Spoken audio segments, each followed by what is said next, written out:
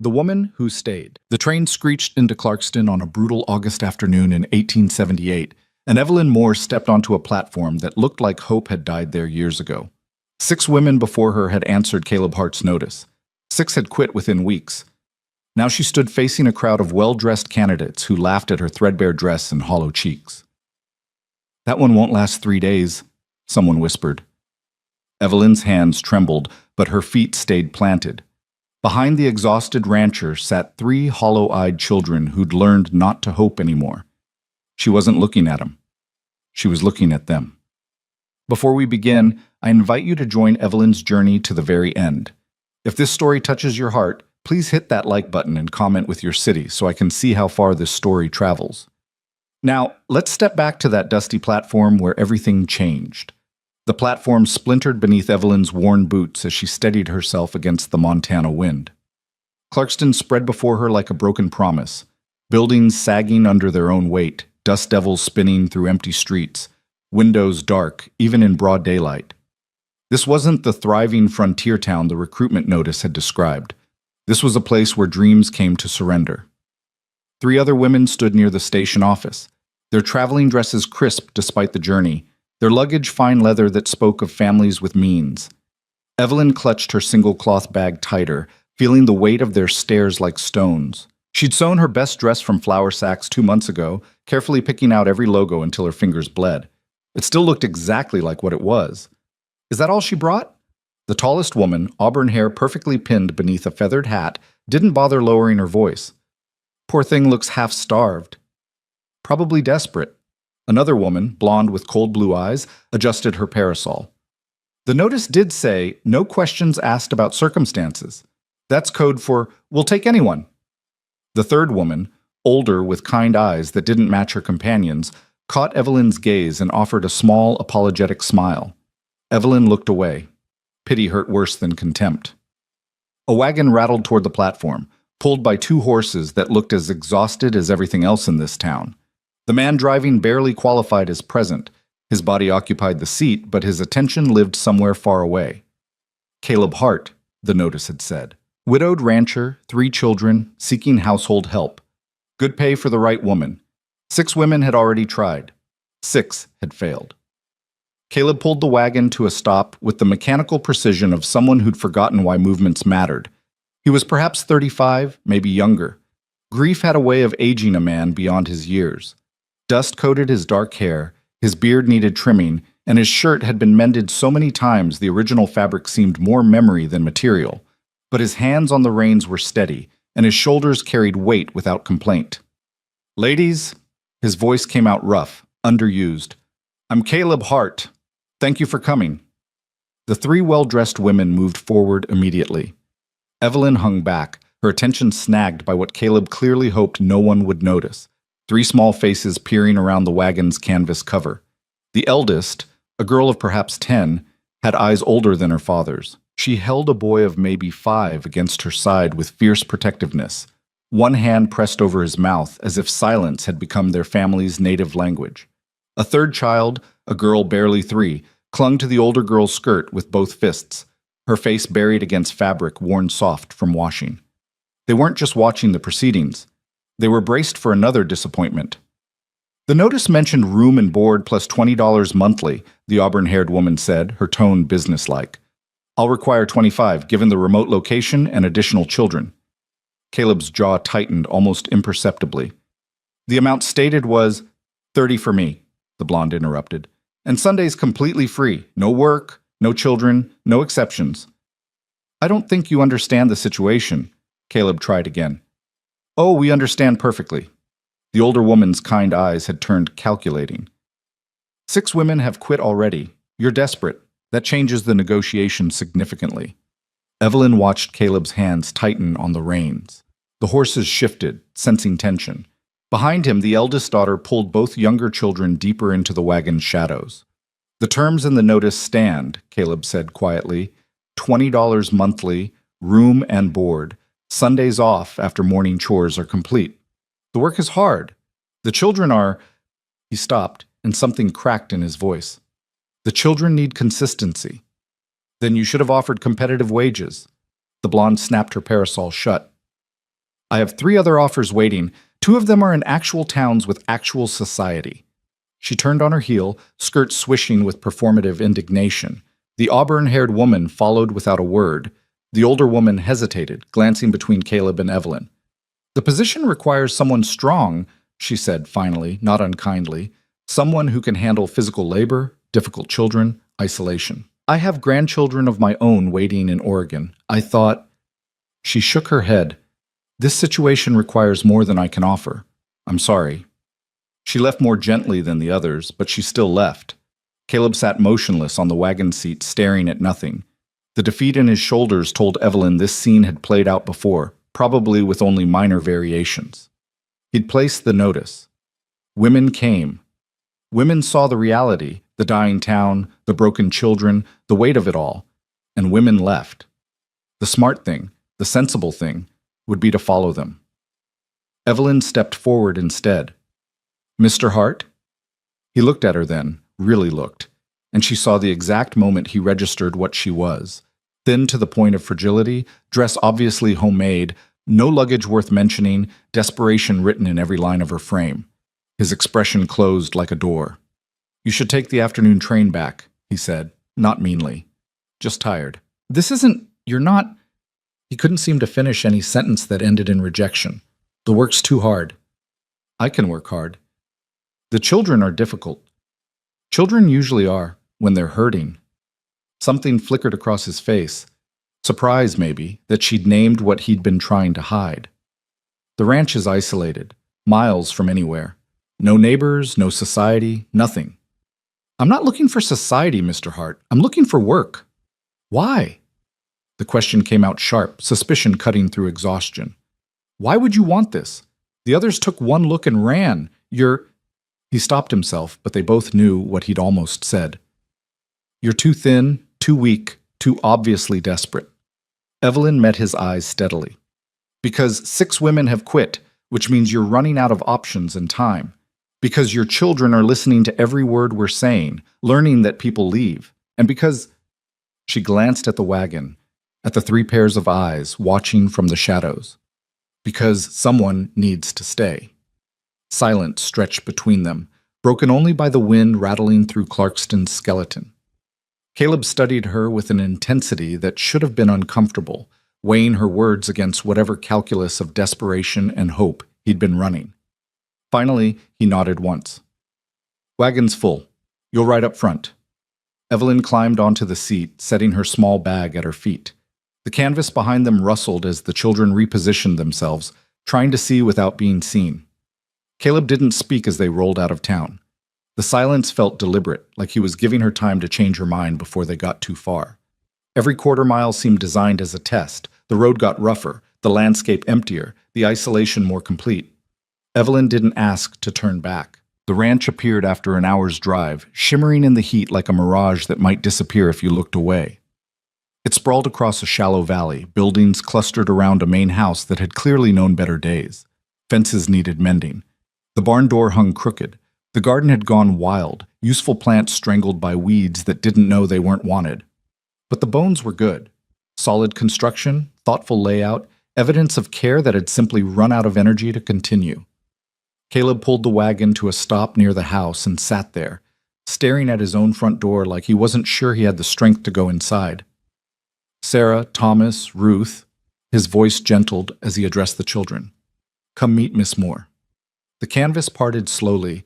The eldest, Sarah, emerged first, all sharp angles and defensive posture, positioning herself between her siblings and this new stranger. Thomas followed, his hand locked in Sarah's skirt, eyes fixed on the ground. Little Ruth wouldn't let go of Sarah at all, peering around her sister's hip with a face that had forgotten what trust looked like. Miss Moore will be staying to help around the house, Caleb said. I expect you to treat her with respect.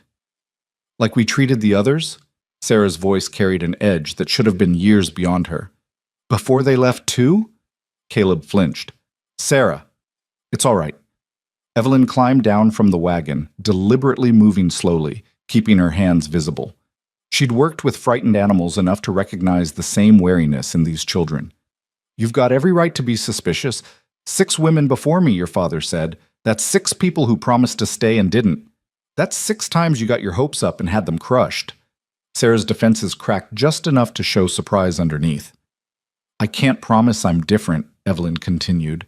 That'd be just words, and words are cheap. Only thing that matters is what I do. So I'm going to make you one promise, and it's the only one I'll make until I've earned the right to more. She looked at each child in turn, then back to Sarah. I promise that if I'm going to leave, I'll tell you first. Face to face. No disappearing in the night, no making your father explain why there's another empty place at breakfast. You've earned at least that much honesty. Sarah stared at her, clearly trying to decide if this was another adult lie dressed up in pretty words. Thomas had finally looked up, watching Evelyn with something that might become cautious interest. Ruth remained hidden. Can you cook? Sarah demanded. Yes. The last one burned everything. The one before that only made soup. Just soup, every meal, for 2 weeks. I can make more than soup. Can you sew? Thomas tore his only other shirt and father doesn't have time, and I'm not... Sarah's voice caught. I'm not good at it yet. I can sew. The little one cries. Sarah's chin came up, defensive and challenging. Every night, loud, for hours. Most of them couldn't handle it. Evelyn's chest tightened, but she kept her voice steady.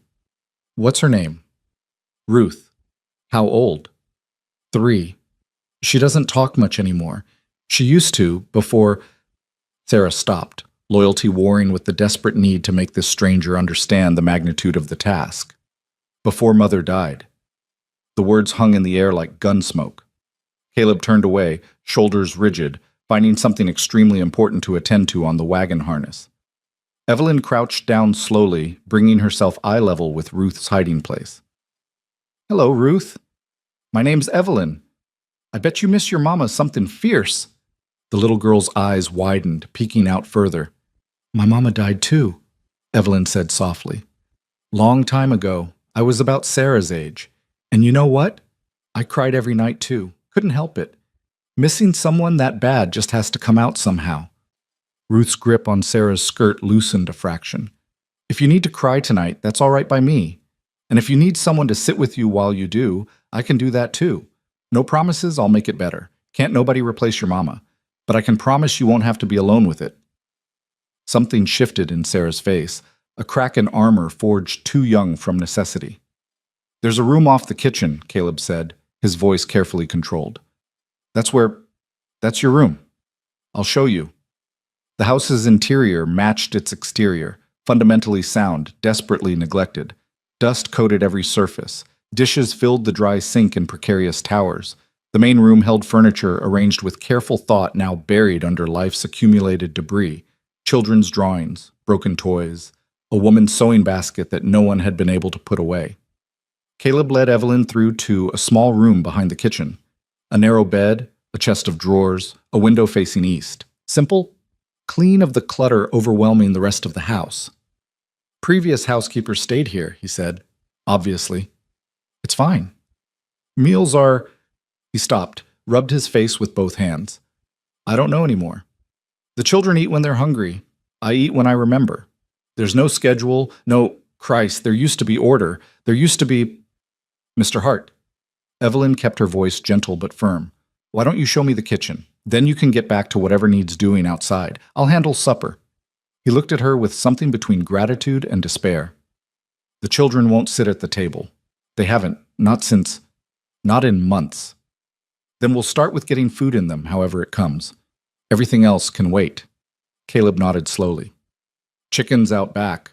Root cellars stocked enough. Pantries? Well, you'll see. He paused at the door. Miss Moore? Yes? If this is too much, if you want to leave, just say so. I'll drive you back to town tomorrow, no questions asked. You don't owe us suffering through something you can't handle. I appreciate that, Mr. Hart, but I'm not planning on leaving tomorrow. They all said that too. He left before she could respond, his boots heavy on the porch boards, heading toward the barn with the weight of a man who'd learned not to hope. Evelyn surveyed the kitchen. The mess was impressive, truly spectacular in its completeness. But underneath, she could see the ghost of what it had been. Good copper pots hung from hooks, though they needed polishing. The stove was quality, just needed cleaning and fresh coal. A shelf of spices stood in perfect alphabetical order, dusty but organized by someone who'd cared about such things. Someone who wasn't here anymore. Evelyn rolled up her sleeves and started with the dishes. Not because they were the most important task, but because clean dishes meant the possibility of a real meal. And a real meal meant maybe, the children might believe the stranger intended to stay past sundown. She worked steadily, methodically, learning the kitchen through her hands. The pump needed priming. The good knives were hidden in a drawer, carefully wrapped in cloth. Someone had carved a small heart into the windowsill, along with initials, CH plus EH. The H's intertwined. Eleanor, Evelyn guessed. The wife who'd died, the mother the children grieved, the woman whose absence screamed from every corner of this house. A shadow appeared in the doorway. Sarah, watching with suspicious eyes. "You're really washing dishes. They need washing." The one before last said she'd start fresh in the morning. She was gone before morning came. Evelyn kept scrubbing. "What happened to her?" "Father found her at dawn, bags packed, walking toward town, 20 miles. She'd rather walk than stay another hour." "Why'd she leave?" Sarah shrugged with elaborate casualness. "Ruth cried all night. Thomas had nightmares and screamed. I told her she was doing the eggs wrong, and she wasn't our mother, so she should stop pretending." "Ah." Evelyn rinsed a plate, set it carefully in the drying rack. "Were you trying to make her leave?" The question clearly caught Sarah off guard. "What?" "Testing her, seeing if she'd stay anyway." Evelyn glanced over her shoulder. "It's what I'd do, in your place. If people are going to leave anyway, better to make them leave fast. Hurts less than hoping." Sarah's defenses crumbled a little more. "You're strange." "Probably. Can you show me where your mother kept the potatoes?" Sarah hesitated, then moved into the kitchen with the wary steps of someone entering territory that still belonged to ghosts. "Root cellar, out back. But—" She stopped. "But what?" "We don't go in there much. It was Mother's place. She organized everything just so, with labels and—" Sarah's voice went thick. "It still smells like her, like the soap she made." Evelyn set down her dish rag and turned to face this child who'd been forced to grow up too fast. "Sarah, I'm not here to replace your mother. I can't, and I wouldn't try. But a root cellar's for storing food, and food's for keeping children fed. I think your mother would rather have you eating potatoes from her cellar than starving to honor her memory." "How do you know what she'd want? You didn't know her." "You're right, I didn't. So why don't you tell me about her?" Sarah's eyes went wide. "What?" "Your mother. What was she like?" No one had asked. Evelyn could see it in the way Sarah's face transformed, shock giving way to desperate, aching need. The previous housekeepers had probably tiptoed around the topic, afraid to mention the dead woman whose shoes they were trying to fill. "She sang," Sarah whispered, "while she cooked. Not well. Father used to tease her about it. She'd throw dish towels at him, and he'd catch them and spin her around and—" Tears cut off the words. "What did she sing?" "Old songs. Church songs sometimes, but also silly ones she made up. About us, about the chickens, about anything." Sarah swiped at her eyes angrily. "I can't remember them all anymore. It's only been 6 months, and I'm already forgetting." Evelyn's own mother had been dead 15 years, and she still woke sometimes reaching for songs that had slipped away. The forgetting's the worst part, feeling like you're losing them twice. "Yes." Sarah's voice broke on the word. "Everyone says it'll get easier, but they're lying. It doesn't get easier. You just get different, wrong. Not wrong, just carrying something heavy. Come on, show me that root cellar. We'll get potatoes together." Sarah led her outside as Thomas appeared on the porch steps, still silent, still watchful. The root cellar doors lay flat against the ground, angled to shed rain. Sarah pulled them open with practiced ease, revealing stairs descending into cool darkness. She was right. The space smelled of lavender soap and dried herbs, and everything was organized with meticulous care. Potatoes in bins, sorted by size, carrots in sand, onions braided and hanging, preserved goods lined up on shelves with labels in careful feminine script. Green beans, July 1877. Peaches, August 1877. Tomatoes, September 1877. The last summer of Eleanor Hart's life, preserved in glass jars. "She was planning for this winter," Sarah said quietly. She preserved everything she could, like she knew. Her voice cracked. But she didn't know. She couldn't have. It happened so fast. Evelyn selected potatoes carefully, reverently. What happened, Sarah? Fever. Just fever, the kind everyone gets. But hers wouldn't break. Doctor came from Clarkston, but... Sarah wrapped her arms around herself. She asked for us at the end, told Father to take care of us, told me to watch the little ones. Then she just... The child's composure finally shattered. Sarah dissolved into sobs, standing in her dead mother's carefully organized cellar, surrounded by evidence of a future that woman would never see. Evelyn set down the potatoes and pulled Sarah into her arms. The girl resisted for half a heartbeat, then collapsed, sobbing into Evelyn's shoulder with the abandon of someone who'd been holding it together far too long. They stayed like that until the storm passed. When Sarah finally pulled back, her eyes were swollen but clearer. "I miss her so much," she whispered. "I know. Everyone says I need to be strong, for Thomas and Ruth, for Father. You are strong, but strong doesn't mean you can't fall apart sometimes." Sarah studied Evelyn's face like she was trying to memorize it, building a catalog of whether this woman's words matched her actions. Then she picked up the basket of potatoes. "I'll help you cook," she said. "I'm not very good, but Mother was teaching me before. I know some things." "Then you'll teach me how your mother did it." They walked back to the house together, Sarah carrying potatoes and something that might have been the beginning of hope. Thomas waited on the porch, still silent, but closer than before. When they passed, Evelyn offered him a small smile. He didn't return it, but he didn't run away either. Progress came in small increments. The kitchen settled into purposeful activity. Sarah proved competent with vegetables, her knife work careful if slow. She narrated as she worked, unconsciously channeling her mother's voice. She always said to cut them even so they cooked the same. She said cooking's just paying attention to what things need. Evelyn assembled the rest of the meal from what the pantry offered. Chicken from out back, carrots, onions, herbs that still held flavor despite months of neglect. Nothing fancy, just food cooked with care. As the stove heated and good smells began filling the house, Thomas crept closer. He still didn't speak, but he sat on the floor near the kitchen doorway, watching. Ruth appeared soon after, attached to her sister but curious. "You can come in," Evelyn said without turning around. "Not much to see, but you're welcome anyway." Thomas stayed where he was. Ruth buried her face in Sarah's skirt. But they stayed. Caleb returned as the sun began its descent, covered in dust and exhaustion. He stopped in the doorway, staring at the scene. Clean kitchen, cooking food, his children present and not hiding, this strange, thin woman stirring a pot like she'd done it in this kitchen 1,000 times. "We'll eat in about 20 minutes, Evelyn said. "There's water warming if you want to wash up." He opened his mouth, closed it, nodded once, and disappeared toward the back of the house. 20 minutes later, Evelyn set food on the table. Real food, properly cooked, plated like it mattered. Caleb sat in his usual chair looking uncomfortable with the formality. Sarah helped Ruth into a high chair that had clearly gone unused for months. Thomas hovered between hiding and joining.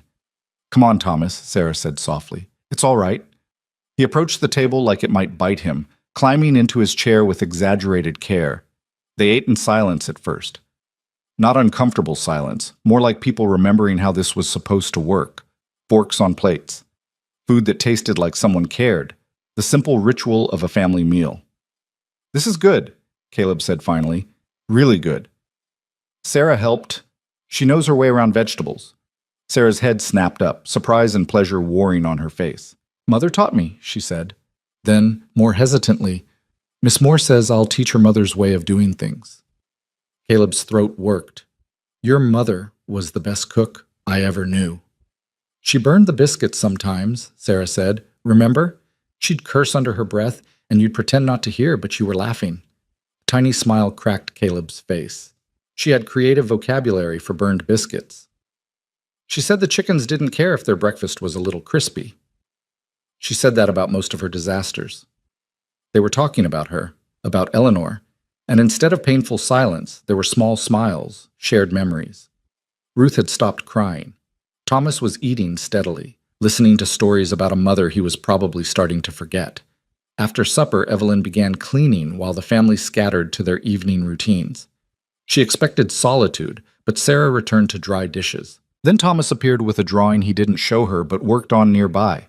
Even Ruth parked herself on the floor with a rag doll worn shapeless from loving. "They don't usually do this," Caleb said from the doorway. He'd been watching from the other room, and something in his voice sounded like wonder. "Stay close, I mean. They've been separate. Since Eleanor... Maybe they're tired of being separate. Or maybe they want to make sure you don't disappear when they're not looking." Evelyn glanced at him. His expression held no accusation, just exhausted understanding of his children's fear. "I'll be here in the morning," she said quietly. So were two of the others. Then they weren't. "I know." He started to say something else, stopped, shook his head, and retreated to whatever evening work awaited. Bedtime came with expected resistance. Ruth cried, as Sarah had warned. But when Evelyn appeared in the doorway, the little girl reached for her with devastating trust. Evelyn lifted her carefully, feeling the fragile weight of this child who'd been broken too young. "It's all right," she murmured, settling into the rocking chair by the window. "Miss your mama? That's all right. You go ahead and cry."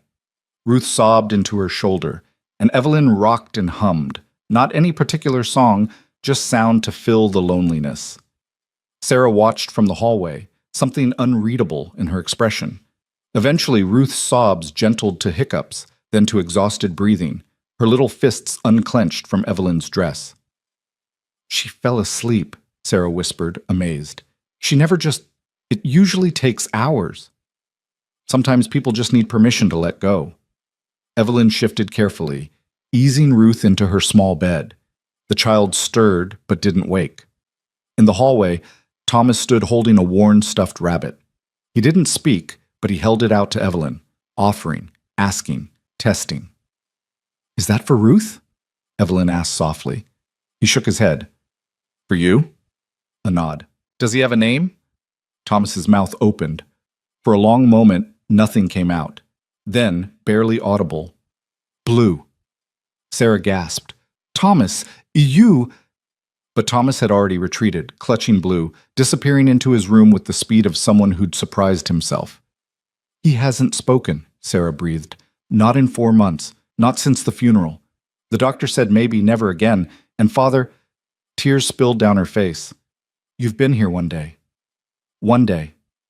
Children know when someone's actually listening. Maybe he just needed to find his voice again." Sarah stared at Evelyn like she was witnessing a miracle. Maybe she was. Maybe they both were. The small miracle of a child rediscovering speech, of a house remembering how to be a home. Later, in her small room off the kitchen, Evelyn sat on the edge of the narrow bed and let herself shake. The day crashed over her all at once.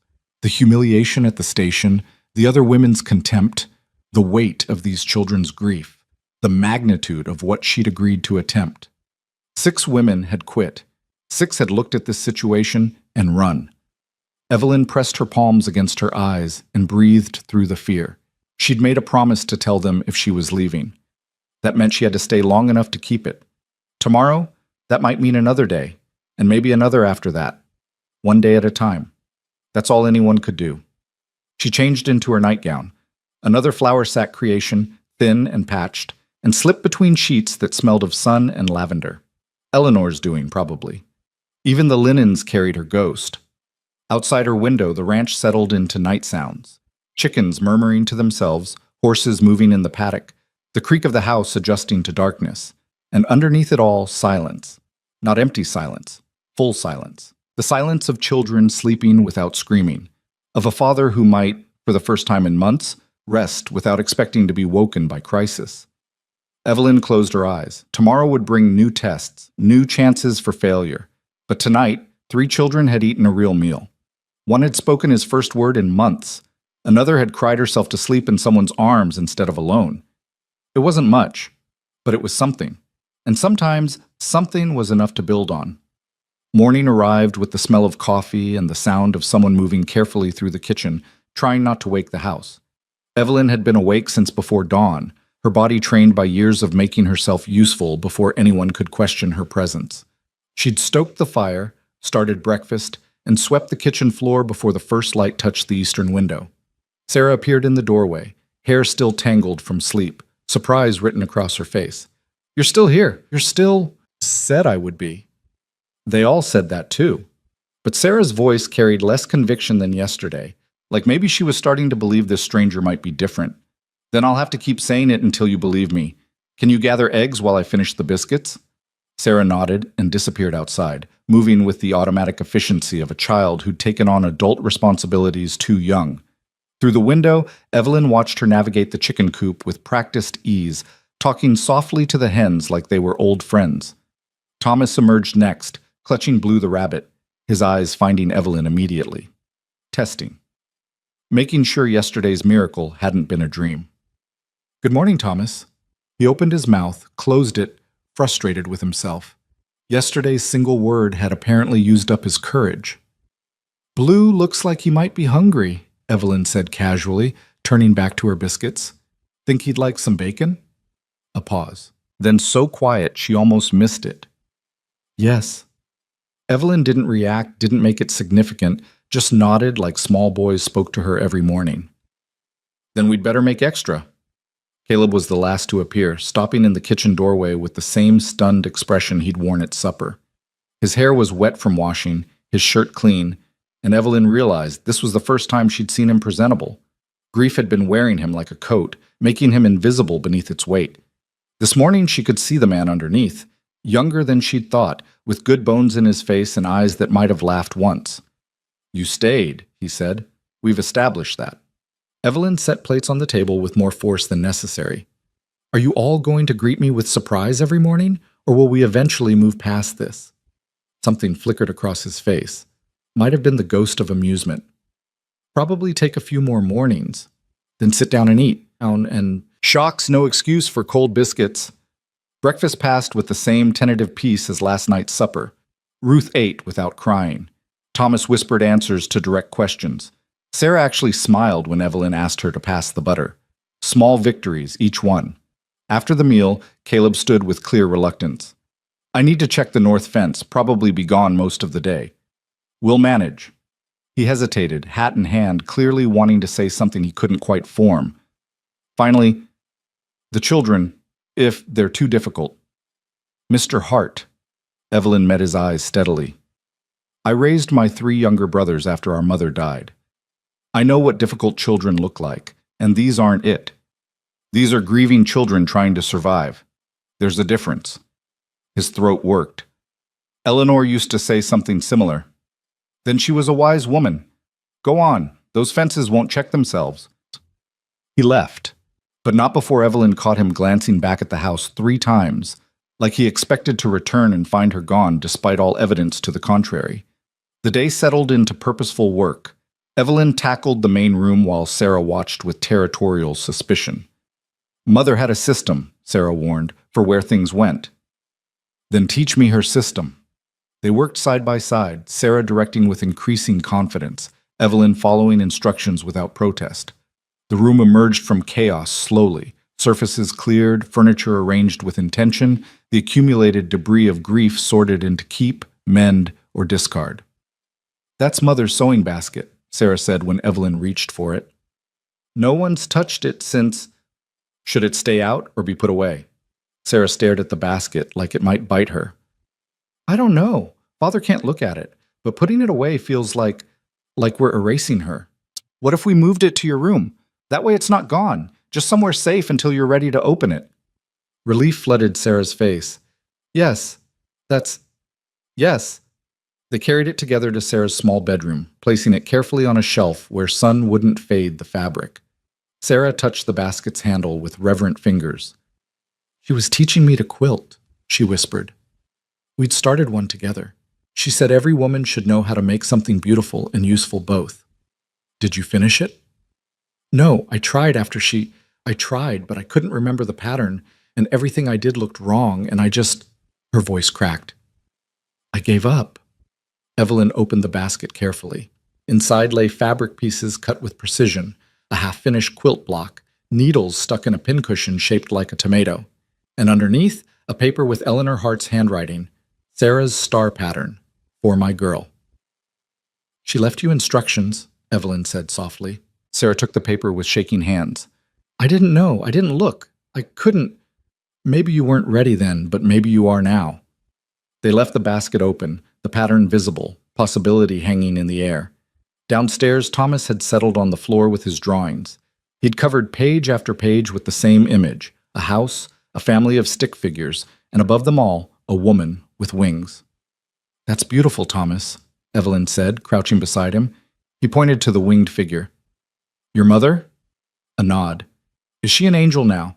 He frowned, frustrated, grabbed a fresh page and drew furiously.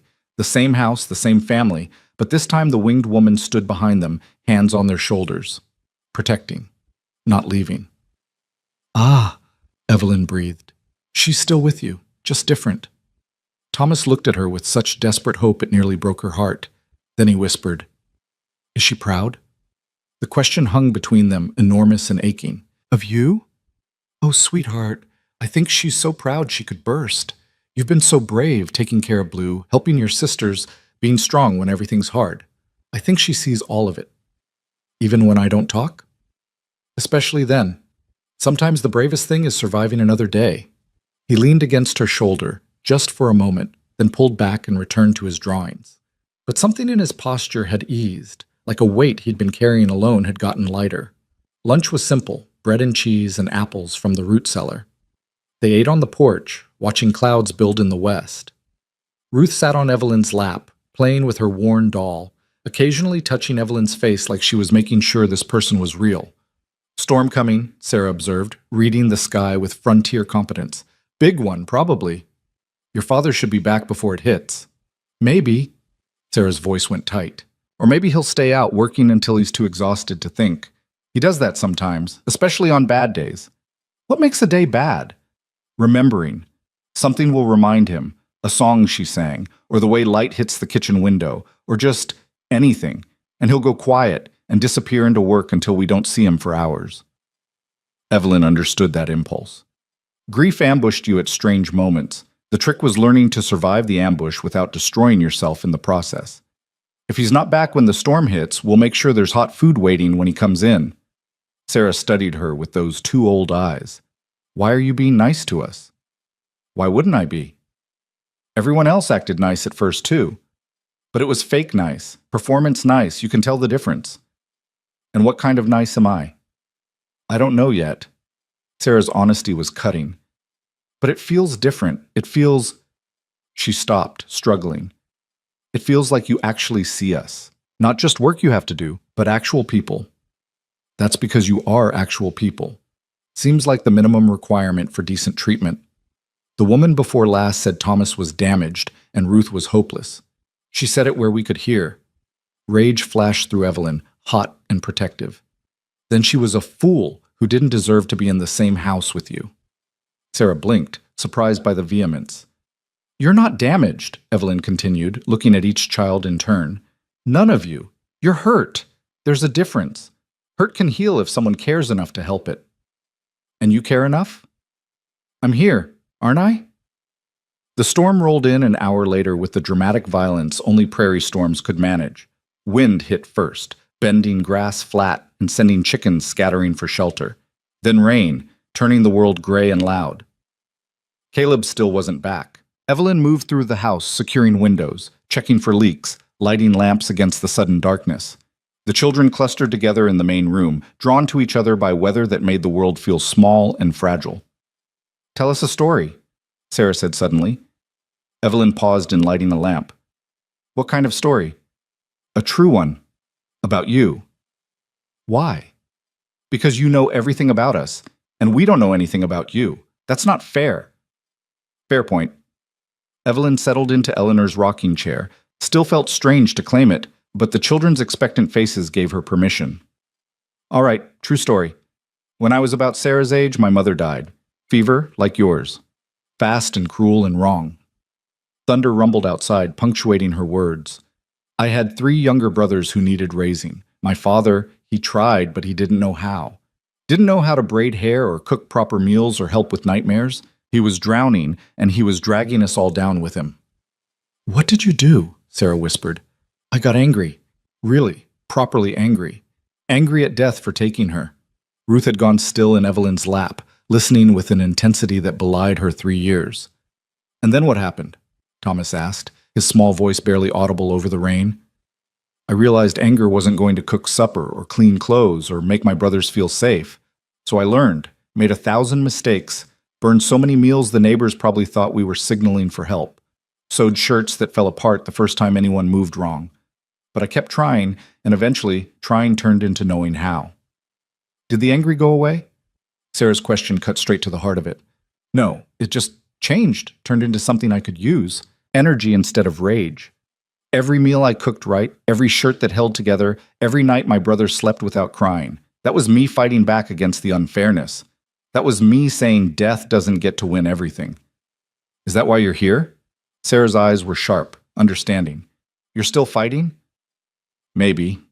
Or maybe I just know what it's like to be the child everyone doubts. The one people look at and decide isn't enough. The words hung in the rain-loud air, confession and connection both. Those women at the station, Sarah said slowly, they looked at you like you were nothing. They did. Did it hurt? Yes. But you stayed anyway. I stayed because of you, because I saw 3 children who needed someone to stay more than I needed to protect myself from being looked at wrong. Sarah's face crumpled. She fought it, tried to maintain her fierce competence, but the fight was lost before it started. She crossed to Evelyn and buried her face in her shoulder, crying with the abandon she'd probably been denying herself for months. I'm so tired, she sobbed. I'm so tired of being the one who holds everything together. I'm 10. I shouldn't have to. I don't know how to. I know, sweetheart. I know. Thomas joined them, crawling into Evelyn's lap beside Ruth, and suddenly she had all 3 heart children clinging to her like she was the only solid thing in a shifting world. She held them and rocked and let them fall apart, because sometimes falling apart was the only way to start putting yourself back together. The front door banged open. Caleb stood in the doorway, soaked through and wild-eyed, clearly having ridden hard through the storm. He froze at the sight before him. His 3 children wrapped around this stranger, crying like their hearts were breaking. What? His voice came out raw. What happened? What did you Nothing happened, Evelyn said calmly, still rocking. They're just tired of being brave all the time. He stared, water dripping from his hat, understanding and pain warring on his face. Eleanor used to, when they were small, she'd hold them when they needed holding? Yes. Then come here and do it yourself. He crossed the room like a man moving through deep water, dropping to his knees beside the rocking chair. Sarah threw herself at him first, then Thomas, all of them tangled together, months of held-back grief finally finding release. Evelyn tried to extract herself, give them privacy, but Ruth's fists tightened in her dress, and Caleb's hand landed on her shoulder. Stay, he said roughly. Please. So she stayed, this strange woman in a family's most intimate moment, bearing witness to their breaking and their healing both. Eventually the storm inside and outside both began to ease. The children's sobs gentled to hiccups. The rain softened to steady drumming. Caleb's shoulders stopped shaking. I'm sorry, he said finally, his voice wrecked. I'm sorry I couldn't. Papa, Sarah whispered. It's okay. It's not okay. Your children, you shouldn't have to. He stopped, swallowed hard. Your mother would be so angry with me for letting it get this bad, for not. Mama would understand, Sarah said with sudden fierce certainty. She'd understand you were sad too. He pulled his children closer, and Evelyn saw him really look at them, see them, for the first time in months. The shock of it played across his face, realizing how much time had passed, how much they'd changed, how much he'd missed while drowning in his own grief. When did you get so tall? He asked Thomas. The boy straightened a little. I grew. You did. You really did. Caleb's voice cracked. I'm sorry I didn't notice. It's okay, Papa. It's not, but I'm going to do better, I promise. Promises were dangerous things, Evelyn knew. Easy to make, hard to keep. But watching Caleb hold his children with desperate intention, she thought maybe this was one he meant. Supper that evening felt different. The children talked more. Caleb listened, and the silences between words carried comfort instead of pain. Evelyn served pot roast that had been cooking all afternoon, filling the house with smells that spoke of home and care and continuity. This tastes like. Caleb stopped, fork halfway to his mouth. Like what?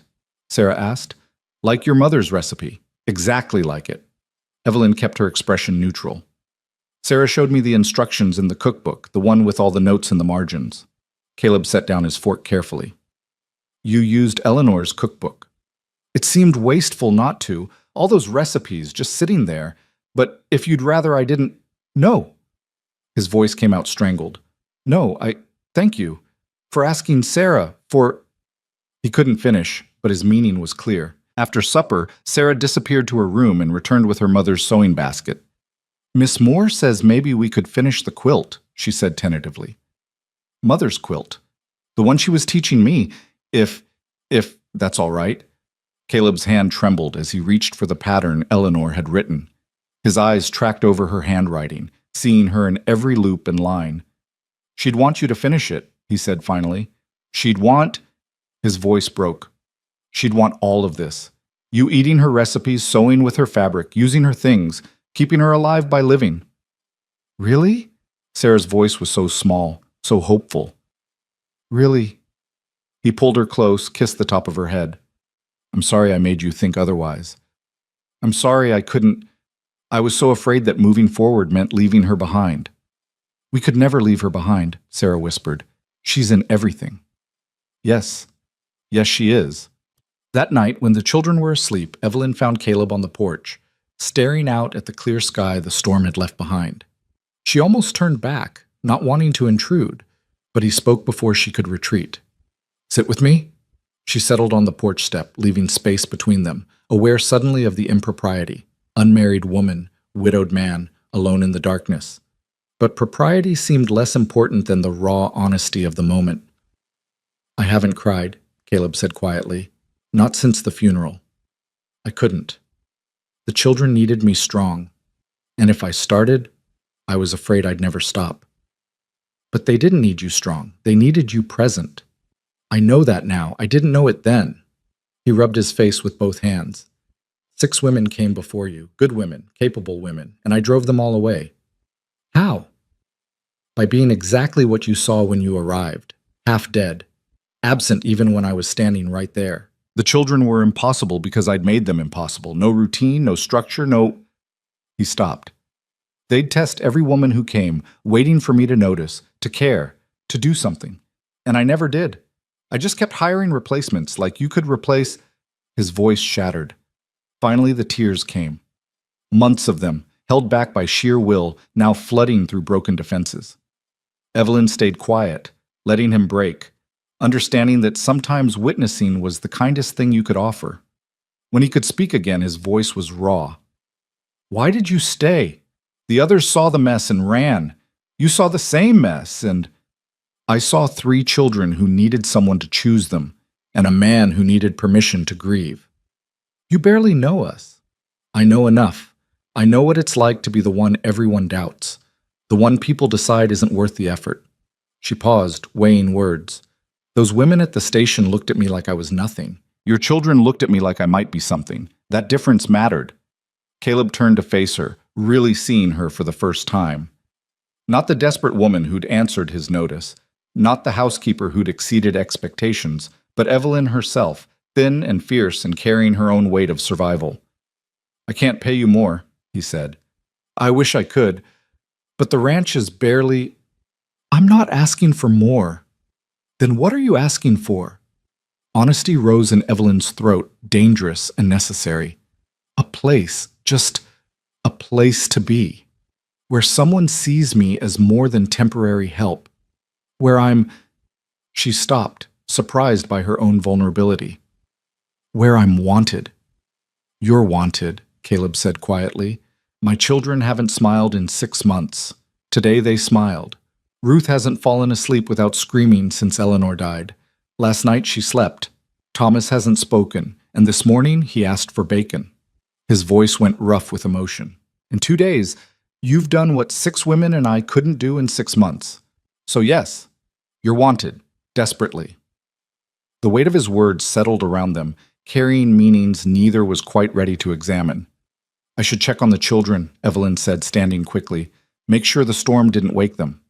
She fled before he could respond, before the moment could become more than she knew how to handle. But his words followed her inside, curling around her heart like a promise she was afraid to believe. In her small room, she pressed her hands against her face and let herself shake. 2 days. She'd been here 2 days, and already this family was seeping into her bones, making her care in ways that felt dangerous. Caring meant risking. Risking meant the possibility of loss. And loss was something she'd spent years learning to avoid. But as she lay in this darkness, listening to the house settle around her, Evelyn realized avoidance had kept her safe, but also kept her alone. Maybe, just maybe, this strange broken family was worth the risk. Morning would bring new challenges. But tonight, 3 children slept peacefully, and a man had finally let himself grieve, and a woman who'd been nobody to everyone had become somebody to someone. It wasn't much, but it was enough to make her want to stay another day, and maybe another after that. The third week brought a visitor neither of them expected. Evelyn was kneading bread dough while Sarah practiced her stitching nearby when the sound of an approaching wagon cut through the morning quiet. Caleb emerged from the barn, his posture going rigid the moment he recognized the fine black carriage rolling up the drive. "Who is it?" Sarah asked, wariness creeping into her voice. "Jonah Reed," Caleb said flatly. "Stay inside." But Evelyn had already seen the man stepping down from his carriage, tall, impeccably dressed despite the dust of travel, carrying himself with the casual authority of someone accustomed to getting his way. Behind him, 2 men remained on the wagon, their hands resting too deliberately near their belts. "Hart," Reed called out, his voice smooth as whiskey. "Been meaning to ride out. See how you're managing." "We're managing fine." Caleb positioned himself between Reed and the house, and Evelyn noticed how his hand drifted toward the rifle propped near the door. "Are you?" Reed's eyes swept the property with practiced assessment. "Heard you finally found someone willing to stay. Must be quite the woman to succeed where 6 others failed." Something in his tone made Evelyn's skin crawl. She moved to the window, keeping the children behind her. "The ranch is doing well," Caleb said, each word careful. "Appreciate your concern, but we don't need anything." "Actually, that's not quite true." Reed pulled papers from his coat pocket. "You're 3 months behind on your loan payment, Hart. 3 months. That's grounds for foreclosure under the terms we agreed." The blood drained from Caleb's face. "I've got the money. Just needed time to Eleanor's medical bills, the funeral. I've been working to—" "I understand grief is difficult," Reed said, and he even sounded sympathetic. "But business is business. The bank can't make exceptions, even for personal tragedy. I'll have your money by end of month, every cent with interest." "End of month might be too late." Reed stepped closer, dropping his voice just loud enough that Evelyn could still hear. "But we might be able to work something out. You know, I've always thought this land was wasted on small ranching. Combined with my holdings, it could be quite profitable. I could offer you a fair price, enough to settle your debts and start fresh somewhere else. This is my home, my children's home. I'm not selling. Even if staying means losing everything anyway." Reed's sympathy curdled into something colder. "Think about those children, Hart. What happens to them when the bank takes the ranch? Where will they go? Who'll take 3 orphans with nothing to their names?" Caleb's hands clenched into fists. "Don't you dare! I'm trying to help you see reason. You're one man, alone, drowning. How long before you can't manage anymore? How long before something happens and those children are left with nobody?" Evelyn pushed through the door before she could think better of it. "He's not alone." Both men turned. Reed's eyes raked over her with the same dismissive assessment she'd endured at the train station, but underneath ran something darker, calculating. "And you are?" "Evelyn Moore. I work here." "The new housekeeper?" Reed's smile didn't reach his eyes. "How long has it been? 2 weeks? 3? Forgive me if I don't count on your staying power. The others certainly didn't have any." "The others weren't me." "No, you're right. They had references, experience, families with standing. You have—" He paused deliberately. "What exactly do you have, Miss Moore?" The insult was clear enough to make Caleb step forward. "Reed—" "It's a fair question," Reed continued. "I make it my business to know who's living on properties I hold interest in. But I can't find anything about you before you arrived in Clarkston. No family, no history, nothing. Almost like you're running from something." Ice ran down Evelyn's spine. She'd hoped her past would stay buried where she'd left it, 3 states and 2 years away. "My past is my own business. Not when it affects my investment." Reed's voice hardened. "What are you hiding, Miss Moore? Debts?" A husband you ran from? Something worse. Get off my land, Caleb said, his voice dropping to something dangerous. Now. Reed raised his hands in mock surrender. I'm simply looking out for those children's welfare. As a concerned citizen, I have to wonder if they're safe with a woman of questionable background and a father too grief-stricken to see straight. The children are fine, Evelyn said, fighting to keep her voice steady. Are they? Reed's eyes went cold. Because I've heard concerning things. A 5-year-old who won't speak. A 3-year-old who screams every night. A 10-year-old trying to raise her siblings because her father's abandoned his responsibilities. That sounds like neglect to me. Might be something the territorial judge should hear about. The threat landed like a physical blow. Caleb went white. You wouldn't. I would hate to involve the authorities, Reed said, and he sounded almost sincere. But if those children are suffering, if they're being raised in an unstable environment by an unfit father and a woman with a mysterious past, well, I'd be failing my civic duty not to report it. They're not suffering, Evelyn said, her voice shaking with rage. They're healing. There's a difference. Is there? From what I hear, you've been here less than a month and already you've got them dependent on you. What happens when you leave like all the others? More trauma, more abandonment. Is that healing? Sarah appeared in the doorway, Thomas and Ruth behind her. We're not being neglected. Miss Moore takes good care of us. Sarah, inside, Caleb ordered. But Reed had already shifted his attention, his expression transforming into something that might have passed for kindness on a less calculating face. Sarah, sweetheart, I knew your mother. She'd want what's best for you and your siblings. Do you think this is what she'd want? You living in a house with strangers, your father barely managing, everything falling apart? Mama's dead, Sarah said, her voice fierce despite the tears gathering in her eyes. And you didn't come when she was dying. You didn't come to her funeral. You don't get to pretend you care now. Sarah, Reed started. No. She stepped forward, small and furious. You want our ranch. You don't care about us. You just want Father desperate enough to sell. Reed's mask slipped for just a moment, revealing something cruel underneath. Then he smoothed it back into place, turning to Caleb. End of month, Hart. Full payment, or I start foreclosure proceedings. And I'll be talking to Judge Morrison about those children's situation. For their own good, you understand. He climbed back into his carriage, signaling his men. As they rolled away, Evelyn saw him watching her through the window with an expression that promised this wasn't over. The moment they disappeared down the road, Caleb's legs seemed to give out. He sat heavily on the porch steps, his head in his hands. I don't have the money, he said quietly. I've been trying, working every hour I can, but Eleanor's medicine, the doctor's bills, the funeral, I'm $300 short. I'll never make that in 2 weeks. Evelyn's mind raced. $300 might as well be $3,000 for people like them. The loan, what were the terms? Standard rate when I took it 5 years ago. Built the addition on the house, bought breeding stock, was paying it down fine until his voice broke. Until everything fell apart. Did Reed hold the original loan? No, local bank held it. But they sold it to Reed 6 months ago, right after Eleanor died. Caleb looked up, and Evelyn saw understanding dawning in his eyes. He waited. He waited until I was at my weakest, then bought the debt. Why would he want this ranch so badly? Water. Sarah spoke up from the doorway. That's what Mother used to say. We've got the best water rights in the valley. Everyone else's wells run shallow in summer, but ours never do. Reed's been buying up neighboring properties, but without our water access, his land's worth half what it could be. Caleb nodded slowly. Eleanor figured that out before she got sick. She said Reed had been circling like a vulture, just waiting for an opportunity. And her death gave him one, Evelyn said, anger burning cold in her chest. He's been sabotaging you, making sure you couldn't recover, couldn't catch up. Also, he could take this place.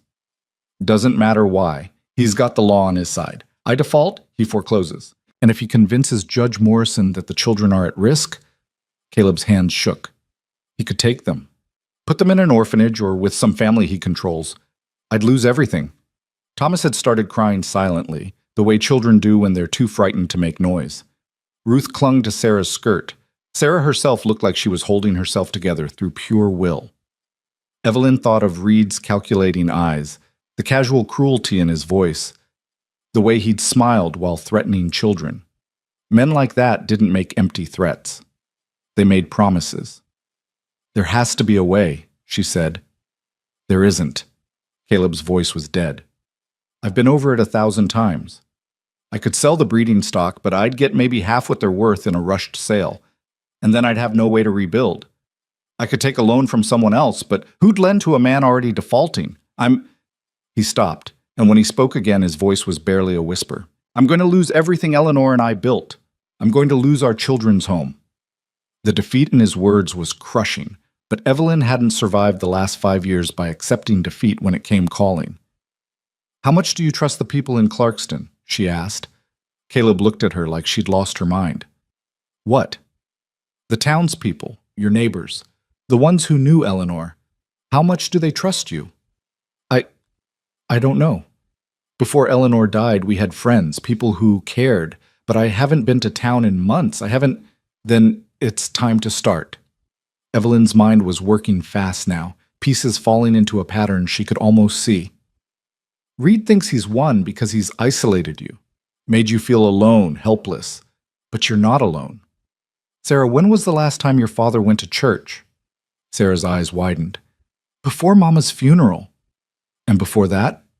"Every Sunday. Mama sang in the choir. Father helped with repairs on the building. We were part of things." "Exactly. Reed's counting on everyone seeing you as the broken widower, too grief-stricken to function." "But what if they saw something different? What if they saw a man fighting to save his family's home?" Hope flickered across Caleb's face, fragile as candlelight. "What are you suggesting?" "I'm suggesting you stop hiding. Go to town. Go to church. Let people see you're still here, still fighting. Let them see your children are being cared for, that things are improving. Make Reed's threats about neglect look like what they are, lies designed to steal from a grieving family. That won't get me $300. No, but it might get you time. And it might get you allies.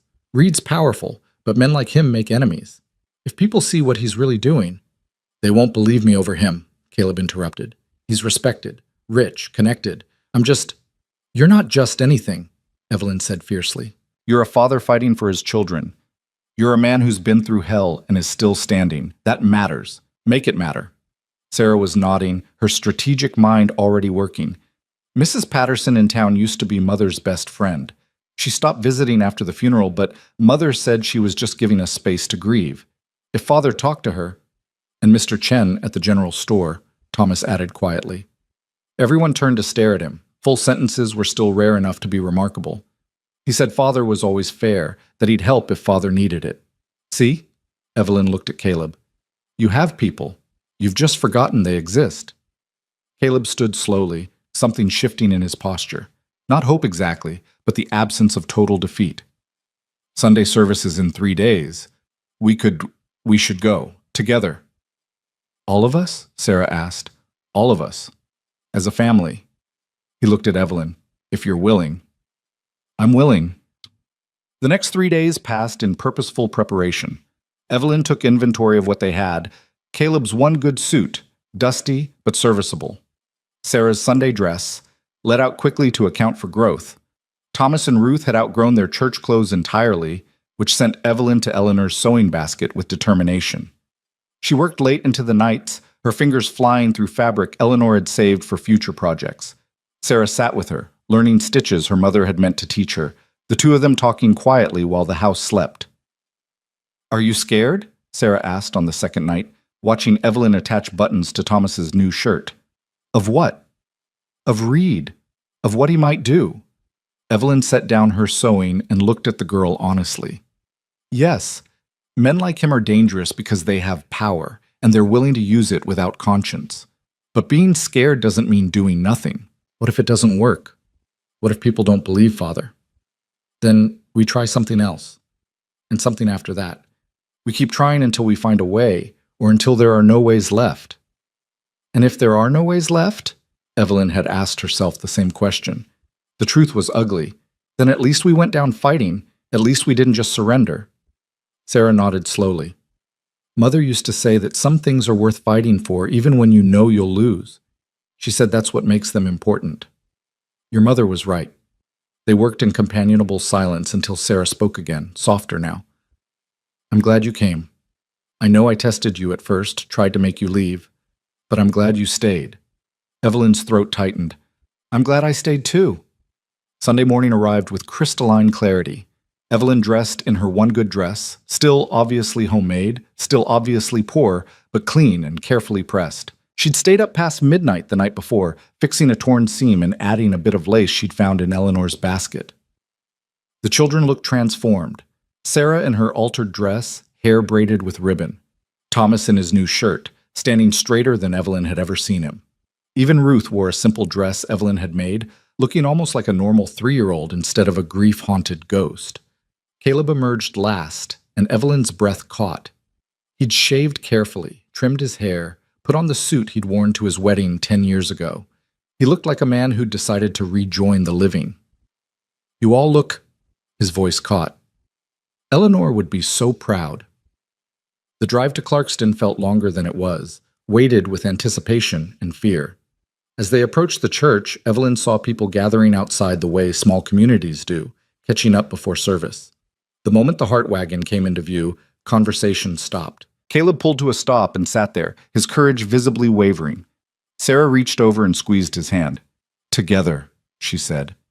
They climbed down as a unit, Caleb carrying Ruth, Sarah holding Thomas's hand, Evelyn bringing up the rear. The crowd parted, faces ranging from surprise to pity to uncomfortable guilt. An older woman broke from the group first, her eyes filling with tears. Caleb Hart, you stubborn fool. 3 months we've been worried sick, and you couldn't spare time to let us know you were surviving? Mrs. Patterson, Caleb said, and his voice cracked. I'm sorry, I didn't know how to... Oh, hush. She pulled him into a fierce hug, Ruth caught between them. Eleanor would box your ears for shutting us all out. But you're here now, and that's what matters. She pulled back, studying his face. You look better, different. I'm trying to be. Mrs. Patterson's attention shifted to the children, and her expression transformed to something tender. Look at you 3. Sarah, you're nearly grown. Thomas, so tall. And Ruth, oh, sweetheart, don't you look pretty? Then her eyes found Evelyn and sharpened. And who might you be? Evelyn Moore, ma'am. I'm helping at the ranch. The one who stayed, Mrs. Patterson said, and something in her tone suggested she'd heard about the 6 who hadn't. She studied Evelyn with unsettling intensity, then nodded once. Good. They needed someone with spine.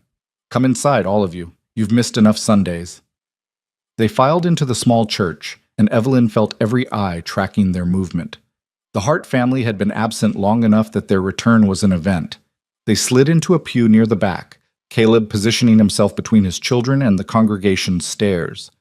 The service proceeded normally enough until the minister, an elderly man with kind eyes and a voice like gravel, paused before his sermon. Before we begin, I'd like to acknowledge the Hart family's return to our congregation. Caleb, children, we're glad to see you. This community grieves with you, and we're here if you need us. Caleb stood slowly, and Evelyn saw how much courage it cost him. Thank you, Reverend, and thank you all for... He stopped, started again. I'm sorry I've been absent. Grief made me selfish, made me forget that Eleanor loved this community, and she'd expect better from me. We understand, son, the Reverend said gently. I appreciate that, but understanding doesn't excuse neglect. My children need community. They need to know they're not alone in this world. And His voice strengthened. I need to ask for help. A murmur ran through the congregation. Asking for help was admitting weakness, especially for a man. But Caleb pressed forward. Some of you know I'm behind on ranch payments. What you might not know is that Jonah Reed has bought my debt and is threatening foreclosure. He's also suggested to anyone who'll listen that my children are being neglected, that they should be removed from my care. The murmur turned angry. Mrs. Patterson's face went hard. Anyone with eyes can see those children are fine, she said loudly. Better than fine. They look cared for. They are, Caleb said. Thanks to Miss Moore, who's done what I couldn't. Brought order back, given them stability. But Reed's using her mysterious past against us, suggesting she's unfit. Every eye swung to Evelyn. She forced herself not to shrink, meeting their stares with as much dignity as she could gather. "I'm not mysterious," she said quietly. "I'm just private. My family's dead. I needed work. Mr. Hart needed help. That's all there is to it." "And yet you stayed when 6 others quit," an older man said from across the aisle. "That's unusual. Makes a body wonder why."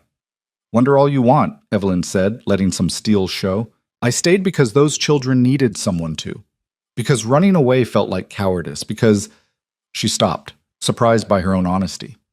"Because I was tired of being nobody to everyone. Here, I'm somebody. I matter. That's reason enough." The congregation sat with that, weighing her words against her obvious poverty, her thin frame, her homemade dress. Evelyn could see the calculation happening. Was she genuine, or was this some elaborate con? Mrs. Patterson stood abruptly. "I knew Eleanor Hart for 15 years. She was the best judge of character I've ever met, and she would have liked this woman." She pointed at Evelyn. "I can tell because her children like her, and children know truth when adults are still busy judging." "The question isn't whether Miss Moore is suitable," another woman said. "It's whether Jonah Reed has the right to threaten this family, and I say he doesn't." Agreement rippled through the congregation. The minister raised his hands for quiet.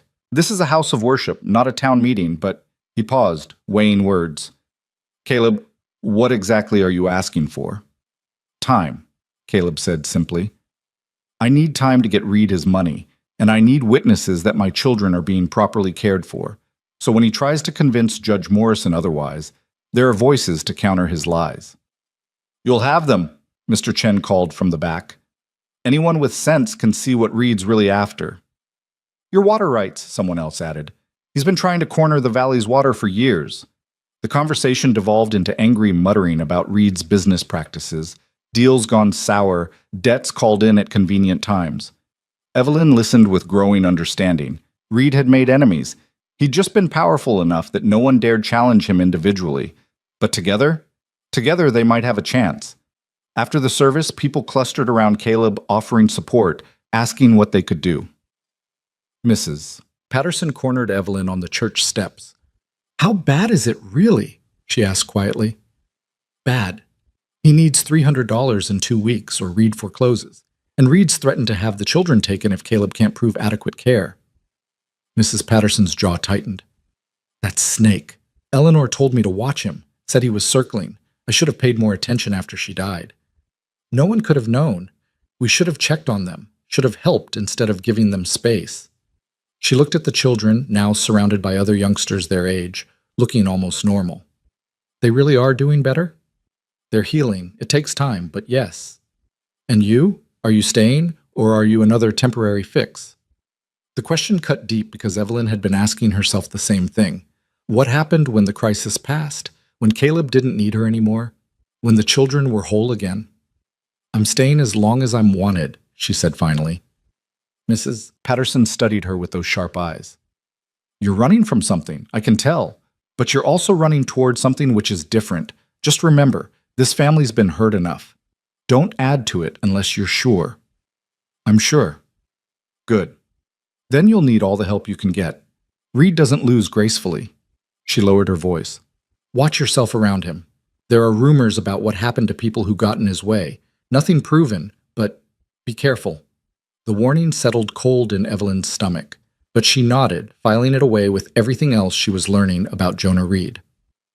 The ride home was lighter, filled with the children's chatter about friends they'd reconnected with, games they'd played. For a few hours they'd been normal children in a normal family. The healing that brought showed in every smile. Caleb was quieter, but his silence felt thoughtful rather than defeated. When they arrived back at the ranch, he helped everyone down from the wagon, then turned to Evelyn. "Thank you," he said, "for pushing me to go. For everything. You did the hard part. You asked for help. Doesn't mean we'll get it. $300 is still $300. But now people know what Reed's really doing. That changes things." He nodded slowly, then surprised her by reaching out and squeezing her hand briefly. "Eleanor would have liked you. Mrs. Patterson was right about that." The words settled warm in Evelyn's chest, an absolution she hadn't known she needed. That night, after the children were asleep, Evelyn sat at the kitchen table with paper and pencil, working through numbers. $300. 2 weeks. The ranch's assets versus its debts. Every angle she examined led to the same conclusion. There was no legitimate way to raise that much money that fast, which meant they needed an illegitimate way, or at least an unconventional one. She was still working when Caleb appeared in the doorway, unable to sleep. "Find any miracles?" he asked. "Not yet, but I'm not done looking." He sat across from her, studying the figures she'd scratched out. "You're good with numbers." "Had to be. When you're managing a household on nothing, math becomes survival." "Where did you learn?" The question was casual, but Evelyn heard the real inquiry underneath. "Who are you? Where did you come from? Why won't you say?" "My father was a teacher," she said finally, "before my mother died. He wasn't much of anything, but he taught me enough that I could teach my brothers, keep the household accounts, figure out how to stretch nothing into something." That doesn't sound like running from something. That sounds like surviving something. Evelyn met his eyes. "Maybe there's not much difference." "I think there's all the difference." He paused. "Reed implied you were hiding something criminal, something that would make you unfit. And you want to know if he's right." "I want to know if I need to worry. Not for myself. For the children. If there's something in your past that could hurt them." "There isn't." Evelyn's voice came out harder than she intended. "I'm not a criminal. I haven't hurt anyone. She stopped, the words catching in her throat. "You just what?" "I just got tired of being told I wasn't enough. That I was too poor, too plain, too nothing to matter. So I left. Walked away from people who made me feel small and went looking for somewhere I could be." She couldn't finish. "Be seen," Caleb said softly. "Be valued." "Yes." They sat with that truth between them, understanding passing without need for more words. Caleb knew what it was to feel inadequate, to be measured against impossible standards and found wanting. Evelyn knew what it was to be invisible until someone chose to see you. "Whatever else happens," Caleb said finally, "you're not nothing, not to my children, not to—" He stopped and something shifted in his expression. "Not to me." The words hung in the air, weighted with meanings neither was quite ready to examine. Evelyn's heart stuttered, hope and fear tangling together.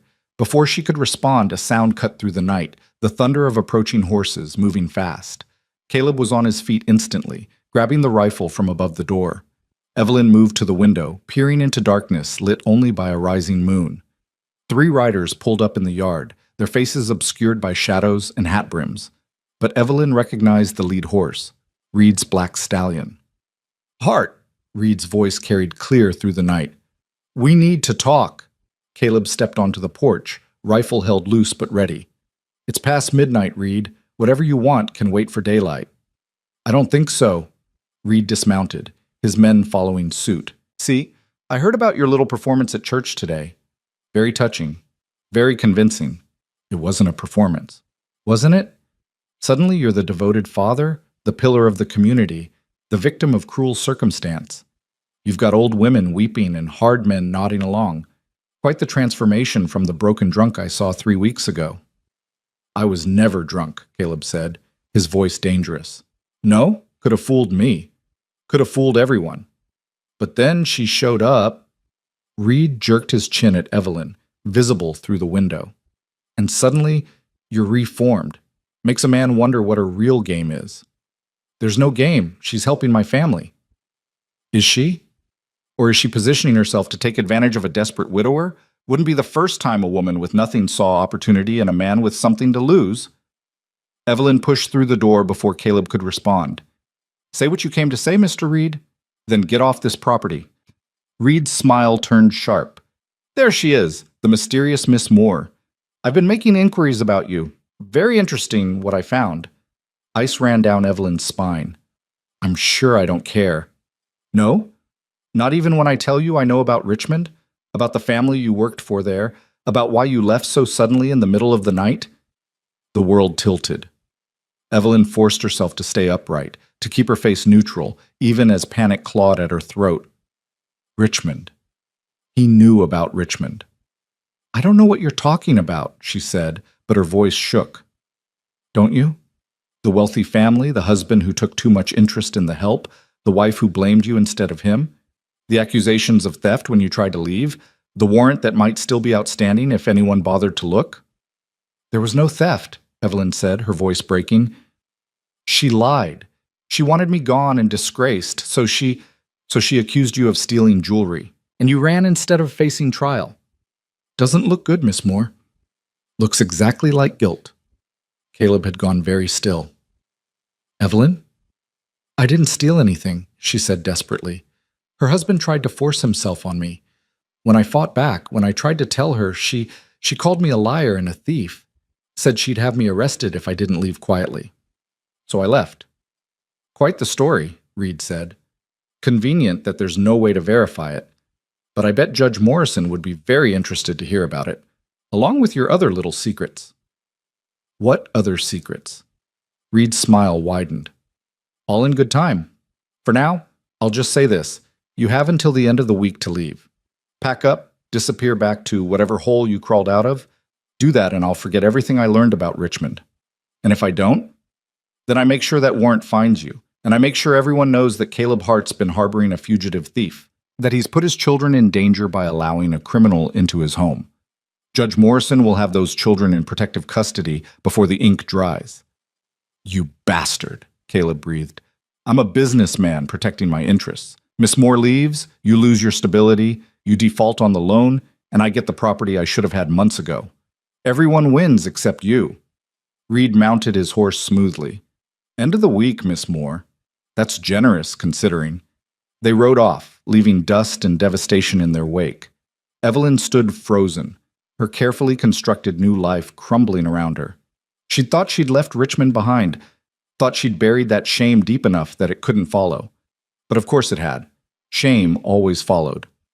Evelyn, Caleb's voice was careful, controlled. Tell me the truth. All of it. She wanted to run. Every instinct screamed at her to pack her pathetic bag and disappear before dawn, save herself the humiliation of being thrown out. But she'd promised these children honesty, and that meant facing this no matter how much it hurt. I worked for the Ashford family in Richmond, she said, her voice dead. The husband, Marcus Ashford, he started watching me, following me, making comments. I tried to avoid him, tried to stay out of his way, but she stopped, swallowed hard. One night he cornered me in the pantry, he put his hands on me, started tearing at my dress. I fought him, scratched his face, broke a lamp over his head, ran. And his wife blamed you, Caleb said. Called me a seductress. Said I'd tempted him, then made up lies when he rejected me. Then she claimed her jewelry was missing, a diamond brooch, some earrings. Said I must have stolen them as revenge. I didn't, Evelyn's voice cracked. I never touched her jewelry, but she had me over a barrel. Either I left quietly and she'd forget the theft accusation, or she'd have me arrested and make sure I hanged for it. So you ran? Yes, like a coward, like someone with no other choice, Caleb interrupted. Like someone who understood the word of a rich woman would always outweigh the truth from poor help. Evelyn looked at him, surprised. You think I don't know how the world works? Caleb asked, something bitter in his voice. You think I don't know that people like Reed and the Ashfords can destroy people like us just because they can? Then you understand why I have to leave. If I stay, he'll make good on his threats. You'll lose the children. No. Caleb, no, he said again, stronger now. I've lost enough. I won't lose you too. The words hung between them, raw and honest and terrifying in their implications. You don't understand what he can do, Evelyn said desperately. I understand exactly what he can do, but I also understand that you didn't steal anything, didn't do anything wrong except survive. And I'm not going to let him weaponize that against us. How are you going to stop him? He's got money, power, connections.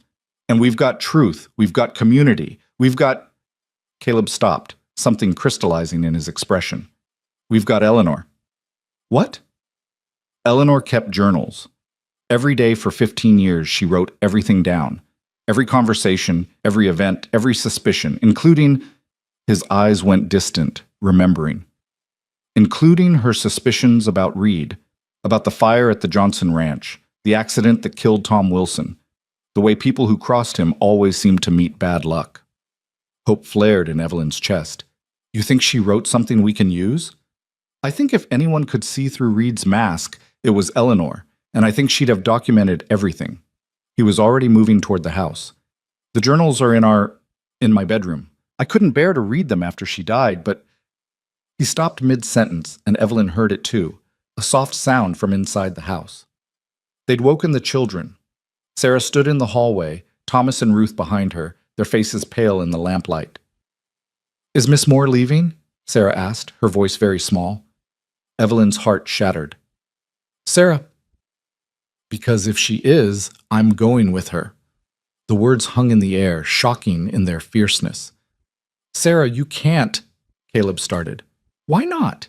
Everyone else leaves. Everyone else gives up. If Miss Moore's going to leave too, then I'd rather go with her than stay here and wait for the next person to quit on us. I'm not quitting, Evelyn said. I'm trying to protect you. By leaving? That's not protection. That's abandonment. You promised. Sarah's voice broke. You promised you'd tell us if you were going to leave. You promised. And there it was. The weight of promises made to children who'd been broken by broken promises before. Evelyn knelt down, bringing herself eye level with Sarah. You're right. I did promise. And I'm not leaving. Not unless your father tells me I have to go. I'm not telling you to go, Caleb said immediately. I'm telling you to stay and fight. Even if it costs you everything? Even then. He looked at his children, then back at Evelyn. Because they're right. You promised, and so did I. I promised I'd do better, be better, give them stability. Sending you away because some bastard's threatening us? That's not better. That's surrender. Thomas had pushed forward, and now he tugged on Evelyn's sleeve. When she looked at him, he held out Blue the rabbit. For courage, he whispered. He helps me be brave. Evelyn took the worn stuffed animal with shaking hands, undone by this small boy's faith. Thank you, Thomas. Ruth climbed into her lap, and Sarah pressed close, and Caleb's hand landed on her shoulder, and suddenly Evelyn was surrounded by this broken, healing family who'd chosen her despite everything. All right, she said, her voice thick with tears. We fight, but we fight smart. If Eleanor's journals have evidence, then we use it, Caleb finished. We expose Reed for what he is before he can destroy us. It was a desperate plan built on hope and desperation. But looking at the children's faces, at Caleb's fierce determination, Evelyn thought maybe desperate hope was enough. At least for now. At least for tonight. Tomorrow would bring new battles. But they'd face them together. They spent what remained of the night in Eleanor's bedroom, a space Caleb hadn't entered since the day of her funeral. The door creaked open with reluctance, as if the room itself resisted being disturbed. Moonlight filtered through lace curtains Eleanor had sewn herself, illuminating furniture arranged exactly as she'd left it. Hairbrush on the vanity, slippers beside the bed, a shawl draped over the rocking chair where she'd nursed 3 babies and hummed lullabies that still echoed in the walls. Caleb stood frozen in the doorway, his breath coming shallow and quick. Sarah took his hand, and that small gesture seemed to break the spell. He crossed to the wardrobe with deliberate steps, pulling open the bottom drawer. Inside lay a stack of leather-bound journals, each one labeled with a year in Eleanor's precise script. 15 volumes spanning their marriage, their children's births, the building of this ranch, and this life. The last volume sat on top, dated 1877 to 1878. It ended in February, 3 weeks before her death. She wrote every night before bed, Caleb said quietly, lifting the journals with reverent care.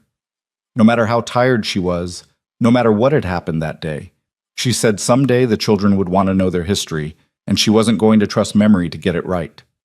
He carried the stack to the kitchen table, Sarah following with a lamp, Thomas and Ruth hovering in the doorway like nervous sparrows. Evelyn started coffee, knowing dawn would come before they finished reading. Caleb opened the most recent journal with shaking hands. Eleanor's handwriting filled the pages, neat, purposeful, alive. Evelyn watched his face as he read, saw grief and love and recognition wash over him in waves. Here, he said suddenly, his finger marking a passage dated September 1877. Listen to this. Jonah Reed stopped by today while Caleb was in the north pasture. Said he was just being neighborly, but his eyes calculated everything. The new fence, the breeding stock, the well that never runs dry. He offered to buy our water rights outright, said he'd pay fair price. I told him they weren't for sale. He smiled like I'd made a joke and said everything's for sale eventually, just a matter of finding the right price or the right pressure. There was something in the way he said pressure that made my skin crawl. She knew, Sarah breathed. She knew what he was. Caleb flipped forward, scanning entries. October. Reed attended church for the first time in months, positioned himself near Judge Morrison, speaking quietly throughout the service. Morrison nodded at whatever Reed was saying. After, the judge mentioned in passing that ranch failures were becoming common, that perhaps some people weren't suited to frontier life. The comment felt aimed, though I can't prove why. He was laying groundwork, Evelyn said, understanding crystallizing, getting the judge comfortable with the idea that some ranchers couldn't make it, that foreclosure was sometimes necessary. November, Caleb continued. The Johnsons' barn burned last night. They lost everything, tools, feed, 2 horses. Marshall says it was an accident. A lantern tipped over. But Sarah Johnson swears they'd extinguished all lamps before bed. She's terrified, keeps saying someone's trying to drive them out. Reed offered to buy their property this morning. How did he even know about the fire so fast? They haven't accepted yet, but they're considering. They have nothing left to rebuild with. A chill ran through the kitchen. Sarah had gone pale. December, Caleb read. Tom Wilson confronted Reed at the general store today, accused him of buying up debts and calling them in early to force sales, said Reed was trying to corner the valley's water. Reed just smiled and said business was business. 3 days later, Tom's horse threw him on the road home from town, broke his neck. The marshal called it tragic luck, but Tom was the best horseman in the county. His widow Mary says the saddle cinch was cut nearly through, like someone wanted it to fail at speed. Did anyone investigate? Evelyn asked. The marshal looked at it, declared it an accident, but the marshal's brother works for Reed. Caleb's hands had started shaking. Eleanor didn't write it outright, but the implication was that Reed had Tom killed, Sarah finished, her voice very small. They read in silence for a while, the journal entries painting a picture of systematic intimidation and acquisition. Reed didn't just want land, he wanted control. Every ranch he acquired gave him more water rights, more political influence, more power to shape the valley's future. The Hart's Ranch, with its superior well and strategic location, was the keystone. Control their water, and Reed would effectively control everyone downstream. January 1878, Caleb said. I'm frightened, not for myself, for Caleb and the children. Reed's been buying up notes from the bank, calling in debts early, forcing sales. He hasn't approached us directly, but I can see the pattern. We're next. I've started documenting everything, every strange occurrence, every convenient accident. If something happens to me... Caleb's voice broke completely. He couldn't read further, just pushed the journal toward Evelyn with shaking hands. She picked up where he'd left off. If something happens to me, I want there to be a record. I want Caleb to know that Reed is dangerous, that he needs to be careful. The children need protection. This ranch is their heritage, their future. I won't let one man's greed steal that from them. I've hidden copies of everything I know and... The entry ended mid-sentence, the remaining pages blank. Eleanor had fallen ill a week later, her fever coming on fast and fierce. She'd never finished writing her warning. Copies, Sarah said urgently. She said she hid copies. Of what? Where? They tore through the remaining journals, searching for any mention of hidden documents. Thomas, who'd been quiet throughout, suddenly tugged on Evelyn's sleeve. Mama's special place, he whispered. She had a special place for important things. Everyone turned to stare at him. Where, sweetheart? Evelyn asked gently. Thomas bit his lip, trying to remember. The wall. The wall that sings. The wall that sings? Caleb looked baffled, but Sarah's face lit with recognition. The loose board in the pantry, it creaks when you step on it, makes a singing sound. Mama used to say it was the house talking. They rushed to the pantry, Sarah pointing to a floorboard near the back corner. Caleb pried it up carefully, and underneath, wrapped in oilcloth, lay a leather satchel. Inside were documents, deeds, loan papers, correspondence, and underneath those a thick folder of handwritten notes in Eleanor's careful script. She documented everything, dates, times, conversations, names of people who'd crossed Reed and subsequently suffered accidents or financial ruin, copies of suspicious debt transfers. A letter from a former business partner of Reed's in Denver, warning that Reed had been investigated there for intimidation and possible arson, though nothing was ever proven. "This is evidence," Evelyn said, her hands shaking as she sorted through pages. "Real evidence of a pattern." "But is it enough?" Caleb asked. "Reed's powerful. Judge Morrison's in his pocket. Without solid proof of an actual crime—" "We don't need to prove a crime," Evelyn interrupted, her mind working fast. "We need to create enough doubt, enough suspicion, that Morrison can't rule in Reed's favor without looking complicit. If we can show this pattern to enough people, if we can make Reed's threats look like what they are, intimidation, then Morrison will have to be impartial or risk his own reputation." "How do we do that? We have 5 days." Sarah had been reading one of Eleanor's notes, and now she looked up with fierce determination. "We expose him, publicly, at the town meeting Friday night." "That's Reed's meeting," Caleb said. "He called it to discuss water rights and property development. It's his platform." "Exactly," Sarah said, and she sounded so much like her mother in that moment that Caleb flinched. "He won't expect us to challenge him there. He thinks we're cornered, desperate. He won't see us coming." Evelyn studied the young girl, seeing strategic brilliance beyond her years. "Your mother taught you well." "She taught me that bullies count on silence, make noise, and they don't know what to do."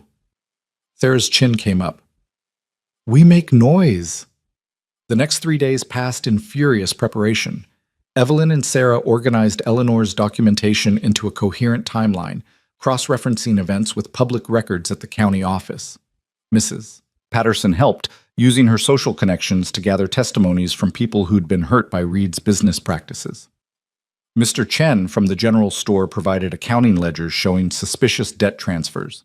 A widow whose husband had died in a convenient accident agreed to speak publicly for the first time.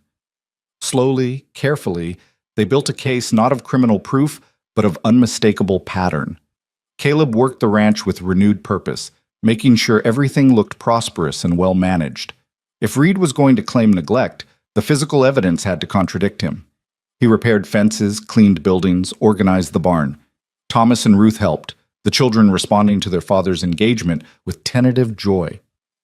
On the 4th day, Reed's lawyer arrived with foreclosure papers. "Mr. Hart, I'm instructed to inform you that your loan payment is now 4 days overdue. Per the contract terms, Mr. Reed is initiating foreclosure proceedings. You have 72 hours to vacate the premises." Caleb took the papers with steady hands. "We'll see about that." The lawyer's eyebrows rose. "I'm sorry?" "I said we'll see about that. The loan payment isn't due until end of business Friday. It's only Thursday morning. You're early."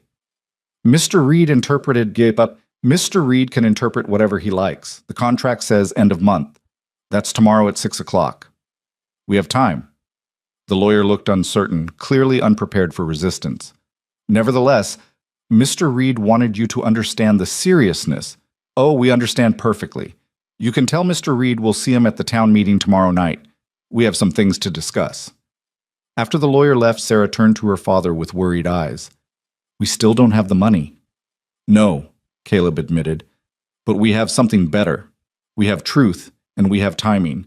If we can expose Reed before the foreclosure becomes final, maybe we can buy more time. Maybe we can find another lender willing to transfer the debt."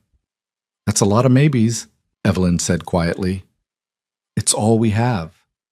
Friday arrived with oppressive heat, the kind of weather that made tempers short and patience scarce, perfect conditions for confrontation. The town meeting was scheduled for 7 o'clock in the community hall. By 6:30, the building was packed, every seat filled and people standing along the walls. Reed sat at the front table with Judge Morrison, looking relaxed and confident. He'd orchestrated this meeting to push through new water regulations that would benefit his consolidated holdings. He expected easy victory. He didn't expect the Hart family to walk in together. Evelyn saw his face change when Caleb entered with Sarah, Thomas, and Ruth, followed by Mrs. Patterson and a dozen other community members. Surprise flickered across Reed's features, quickly masked by his usual smooth composure. "Hart," he said pleasantly. "Didn't expect to see you here. Thought you'd be busy packing." "Meeting doesn't start until 7, Caleb replied evenly. "We have time." Judge Morrison banged his gavel, calling the room to order. He was a heavy-set man in his 60s, with the perpetually irritated expression of someone who'd rather be anywhere else. Let's keep this brief. Mr. Reed has proposed new regulations regarding valley water rights and usage. Mr. Reed, you have the floor. Reed stood, spreading maps across the table with practiced ease. Gentlemen, ladies, we're here to discuss the future of our valley. As you know, water is our most precious resource.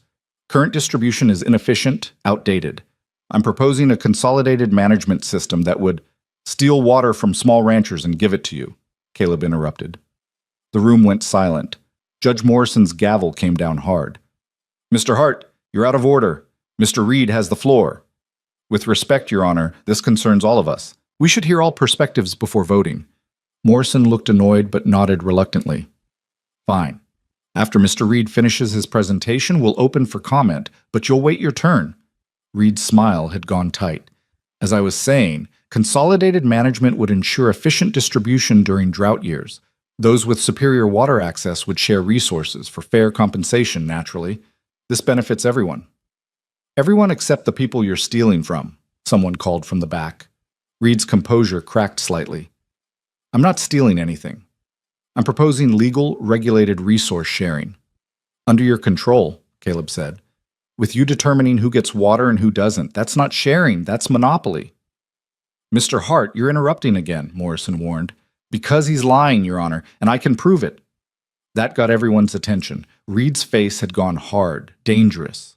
You're making serious accusations, Hart. I hope you can back them up. I can.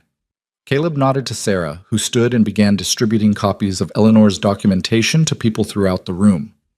My wife, before she died, documented a pattern of intimidation, suspicious accidents, and forced sales, all benefiting one man, all leading to consolidated water control under Jonah Reed's ownership. This is absurd, Reed said, but his voice had lost its smoothness. Your wife was ill, possibly confused toward the end.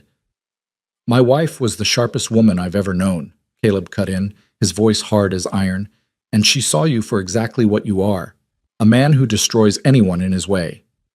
Judge Morrison was reading one of the documents Sarah had handed him, his expression shifting from annoyance to uncomfortable attention. These are serious claims, Mr. Reed. Based on circumstantial nonsense and the paranoid writings of a dying woman. Reed's mask was slipping, revealing the cruelty underneath. Eleanor Hart was sick. She wasn't thinking clearly. To use her confused notes as evidence of anything, she wasn't confused, Sarah said, her young voice cutting clear through the room. She was documenting crimes, and you know it's true because you're doing the same thing to us now. All eyes turned to the 10-year-old standing with her mother's courage. You bought our loan, Sarah continued. Then you tried to call it early. When that didn't work, you threatened to take us children away, said we were being neglected. You went to our church, talked to our neighbors, tried to isolate us. Just like you did to the Johnsons before their barn burned. Just like you did to Tom Wilson before his saddle broke. You follow the same pattern every time because it works, and nobody stops you. Your Honor, Reed said tightly, I'm not going to be lectured by a child on business practices she couldn't possibly understand. She understands perfectly, Mrs. Patterson said, standing. As do we all, now that we're seeing the whole picture. My husband and I have been in this valley 30 years. We've watched good families fail for no clear reason. We've watched properties change hands under suspicious circumstances. We've watched you accumulate power while everyone else struggles. And we've stayed quiet because what could we prove? What could we do against your money and influence? Other people began standing, voices rising in agreement. The widow whose husband died spoke up, her voice shaking but determined. My Tom's saddle was cut. The marshal said it was wear and tear, but I know my husband's equipment. It was sabotage. You offered to buy our ranch for half its value 3 days after the barn fire, Sarah Johnson added. Before we'd even stopped crying. What kind of neighbor does that? Reed's composure was fracturing, his face flushing with anger. These are lies, conspiracy theories from bitter people looking for someone to blame. Then explain this, Evelyn said quietly, stepping forward. She held up a letter, one of Eleanor's most damning finds. This is correspondence from your former business partner in Denver, warning the territorial authorities that you were under investigation for arson and intimidation. The investigation was dropped due to lack of evidence, but the pattern of behavior described matches exactly what's happening here. Judge Morrison held out his hand. Let me see that. Reed moved fast, crossing to the table and snatching the letter from Evelyn's hand before Morrison could take it. This is private correspondence, illegally obtained. It was sent to my wife as a warning, Caleb said, from someone who'd seen your methods before and wanted to help us. There's nothing illegal about it. Reed stared at the letter in his hand, at the room full of hostile faces, at his careful plans unraveling. Then his expression went cold and calculating. You want to play this game, Hart? Fine. Your loan payment was due end of business today. It's now 7:45. You're in default. Judge Morrison, I'm formally requesting immediate foreclosure and seizure of Hart property per the terms of our contract. Morrison looked uncomfortable. Mr. Reed, in light of these accusations, perhaps we should postpone. These accusations are meaningless without proof of actual crimes. What we have proof of is a debt that hasn't been paid. The law is clear, Your Honor. He's in default.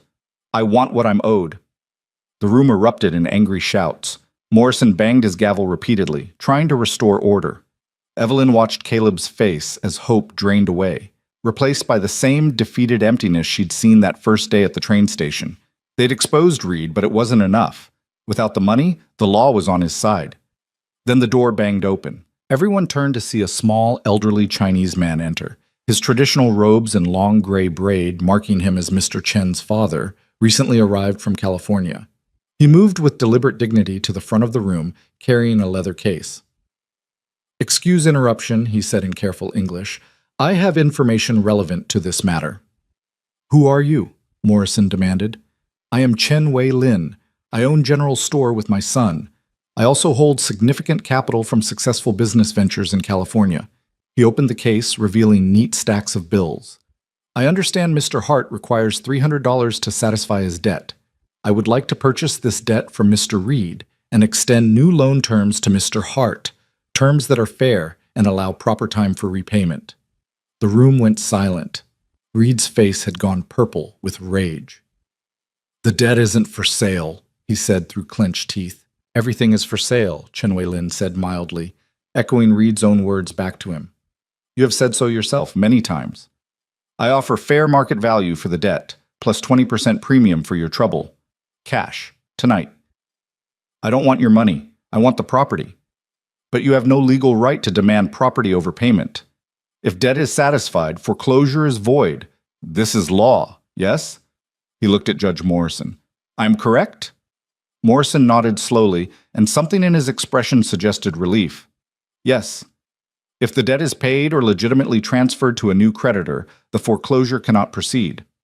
Then I make this offer formally, in front of witnesses. Chen Wei-lin counted out bills with precise movements. $360, full payment of debt plus premium. Do you accept? Reed looked trapped, his eyes darting around the room full of hostile faces.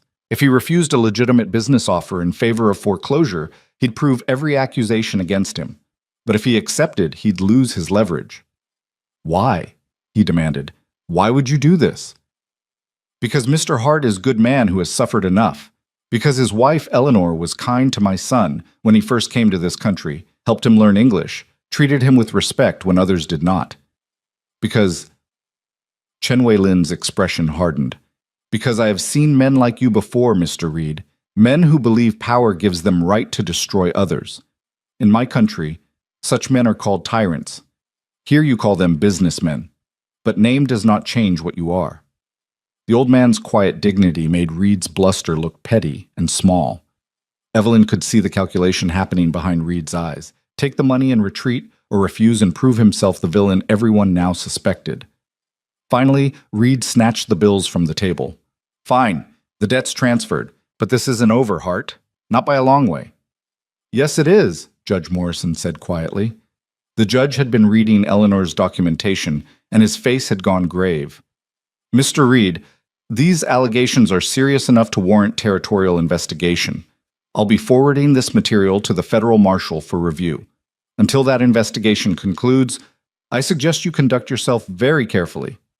Reed's face went white. For the first time, Evelyn saw real fear in his eyes. You have no authority to... I have every authority to report suspected criminal activity to federal authorities. And I have a duty to ensure justice in my jurisdiction. A duty I seem to have been neglecting. Morrison's voice carried the weight of a man recognizing his own complicity. Meeting adjourned. Mr. Hart, your property is secure. Mr. Reed, I suggest you retain legal counsel. Reed stood frozen for a long moment, his empire crumbling around him. Then he turned and stalked from the room, his men scrambling to follow. The moment the door closed behind him, the room erupted in celebration. People surged toward the Hart family, offering congratulations and support. Caleb stood in the center of it all, looking dazed, like he couldn't quite process what had just happened. Sarah was crying and laughing at once. Thomas was actually smiling, and Ruth had attached herself to Evelyn's leg with fierce determination. Chen Wei-lin approached Caleb with quiet dignity. "We will discuss loan terms tomorrow. For tonight, celebrate with your family." "I don't know how to thank you," Caleb said, his voice breaking. "You saved us. You saved everything." "Your wife saved you," the old man corrected gently. "Her words, her courage, her careful documentation. I merely provided means to honor her protection. She was a remarkable woman. You are fortunate to have had her love." "I was. I am." Caleb's tears finally spilled over. "And she'd be so angry that it took me this long to fight back. Perhaps. But she would be proud that you fought at all." Chen Wei-lin smiled. "Now go. Hold your children. Remember what you are fighting for." The walk home happened in a blur of exhausted celebration. The children chattered excitedly, still running on the adrenaline of victory. Mrs. Patterson and several others accompanied them part of the way, making plans to help rebuild what months of grief had broken. Finally, they reached the ranch, and it was just the five of them again: Caleb, the children, and Evelyn. The house waited with its lamps unlit, patient and familiar. "We should celebrate," Sarah said. "Mama would make cake for special occasions." "I could make cake," Evelyn offered. "No," Caleb said quietly. "Not tonight. Tonight we just—" His voice caught. "Tonight we just be together." They gathered in the main room, the children sprawled on the floor, exhaustion finally catching up with excitement. Caleb settled into Eleanor's rocking chair, and Evelyn found herself beside him, close enough that their shoulders touched. "I never thought," Caleb started, then stopped. "When you stepped off that train, I thought you were just another woman who'd quit within a week. I couldn't see. Couldn't see what? That you were exactly what we needed, what I needed." He turned to look at her, and his eyes held something that made Evelyn's breath catch. "You stayed when it was hard. You fought when it was dangerous. You chose us when you could have chosen safety." "I chose myself too," Evelyn said quietly. "I chose the person I wanted to be instead of the person fear was making me." "What person is that?" "Someone who matters. Someone who—" She stopped, surprised by her own honesty. "Someone who belongs somewhere." Caleb's hand found hers, his calloused fingers threading through hers with surprising gentleness. "You belong here, if you want to. Not as help, not as someone we hired, but as—" He struggled for words. "As family, as someone who's chosen us as much as we've chosen you." The children had gone quiet, watching with barely concealed hope. "I want that," Evelyn said, and felt the truth of it settle warm in her chest. "I want to stay. I want to be family." Sarah launched herself at Evelyn with enough force to nearly knock her over. Thomas followed, then Ruth, and suddenly Evelyn was buried in children, their joy tangible and overwhelming. Caleb's arms came around all of them, holding his family, his whole, complete, chosen family, together. Later, after the children had finally fallen asleep in various states of collapse throughout the house, Caleb and Evelyn sat on the porch watching stars emerge in the darkening sky. "What happens now?" Evelyn asked. "Now we rebuild. We pay Chen Wei-lin back honestly, work hard, make this ranch what Eleanor always wanted it to be. We raise these children right, give them the stability they deserve. He paused. We live. We actually live instead of just surviving. And Reed? Reed will face whatever investigation brings, but even if nothing legal comes of it, everyone knows what he is now. He's lost the most important thing, people's trust. He can't operate in the shadows anymore." They sat in comfortable silence, letting the peace of victory settle around them. Evelyn thought about the woman who'd stepped off the train weeks ago, desperate, afraid, expecting nothing. That woman felt like a stranger now. "Eleanor was lucky," Evelyn said quietly. "Why?" "Because she had you. Because she got to build something real, something lasting. Because she mattered enough that even after death, her love protected her family. Caleb's hand found hers again. You matter too. You've mattered from the moment you decided to stay. And if you're willing, if you want, he took a shaky breath.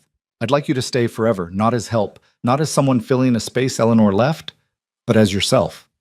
As Evelyn, who chose us when no one else would. Evelyn's heart hammered against her ribs. What are you asking? I'm asking if, maybe, someday, when enough time has passed and it feels right, if you might consider— He couldn't finish, but his meaning was clear. Ask me again when we're not exhausted and overwrought, Evelyn said gently. When you've had time to grieve properly, and I've had time to prove I'm not going anywhere. Ask me when the children have healed more, when we've had time to be a family without crisis forcing us together. But you're not saying no? I'm saying not yet, but also not never. She squeezed his hand. I'm saying let's see who we are when we're not just surviving. Let's see if what we're building is strong enough to last. Caleb nodded, and if he was disappointed, it was tempered by understanding. That's fair. Eleanor would say that's wise. Your wife was a wise woman. She was, and she'd like you very much. He smiled, small but genuine. She'd probably tell me I was an idiot for not asking sooner, but she'd also tell me to be patient and let things develop naturally. Then let's honor her wisdom. We'll take our time. We'll do this right. They sat together until the stars filled the sky completely, and somewhere in the darkness, Evelyn felt the last of her fear dissolve. She'd found what she'd been looking for without knowing she was looking, a place to belong, people who saw her, a future that felt possible instead of terrifying. It wasn't perfect. There would be hard days ahead, grief to process, wounds to heal, a ranch to rebuild, and debts to repay. But they'd face it together, this strange assembled family bound by choice rather than blood. And somehow, that made it stronger than anything else could have been. The investigation into Jonah Reed's business practices began the following week when a federal marshal arrived from the territorial capital. He was a lean man in his 50s named Jacob Stone, with eyes that missed nothing and a reputation for integrity that even Reed's money couldn't bend. He set up operations in Judge Morrison's chambers and started interviewing witnesses. Evelyn watched from the general store as people filed in and out of the courthouse, each one carrying their piece of Reed's pattern of destruction. The widow whose husband died in the suspicious riding accident, the Johnsons, whose barn had burned, a dozen other families who'd lost property or livelihood under circumstances that seemed convenient only for Reed. He's finished, Mr. Chen said quietly, restocking shelves beside her. Even if the law cannot prove everything, the community knows, and a man without community trust has no power here. He still has money. Money without respect is just paper. You will see. Chen was right. Within days, Reed's empire began crumbling. Business partners quietly severed ties. The bank board requested his resignation. People who'd feared him for years suddenly found courage in numbers, and the whispers became accusations, became testimony. But it was Eleanor's documentation that proved most damaging. Her careful records, cross-referenced with public documents and witness statements, painted an undeniable picture of systematic intimidation. The marshal couldn't prove murder or arson in court. The evidence was too old, too circumstantial. But he could prove fraud, debt manipulation, and conspiracy to defraud. Reed was arrested on a Tuesday morning, led from his grand house in Irons while half the town watched in silence. Sarah had wanted to attend, to see the man who'd threatened her family brought low. But Caleb kept the children home, working the ranch like it was just another day. Revenge is empty, he told Sarah when she protested. Your mother taught me that. She'd want us focused on building, not watching someone else fall. But he tried to destroy us. And he failed. We're still here, still standing, still together. That's victory enough. They were in the north pasture mending fence when Marshal Stone rode out to the ranch 3 days later. Caleb straightened from his work, tension visible in his shoulders despite Reed's arrest. Mr. Hart, Stone said, dismounting, thought you'd want to know. Reed's lawyer worked out a deal. He's pleading guilty to fraud and debt manipulation in exchange for avoiding trial on the more serious allegations. He'll serve 5 years territorial prison and forfeit all properties acquired through fraudulent means. What does that mean for the families he hurt? Means the territorial court will oversee redistribution of assets. Properties he took will be returned to original owners where possible, sold at fair market value where not. The proceeds go to victims first, then creditors. It'll take months to sort out, but justice will be done eventually. Caleb nodded slowly. And the things that can't be proven? The deaths, the fires? Those stay unsolved officially, but Stone's expression hardened. Everyone knows. And where he's going, his fellow prisoners will know too. Men don't treat kindly to those who hurt women and children, even in prison. He'll have his own justice there, I expect. After the marshal left, Caleb stood staring at the horizon for a long moment. Sarah came up beside him, slipping her hand into his.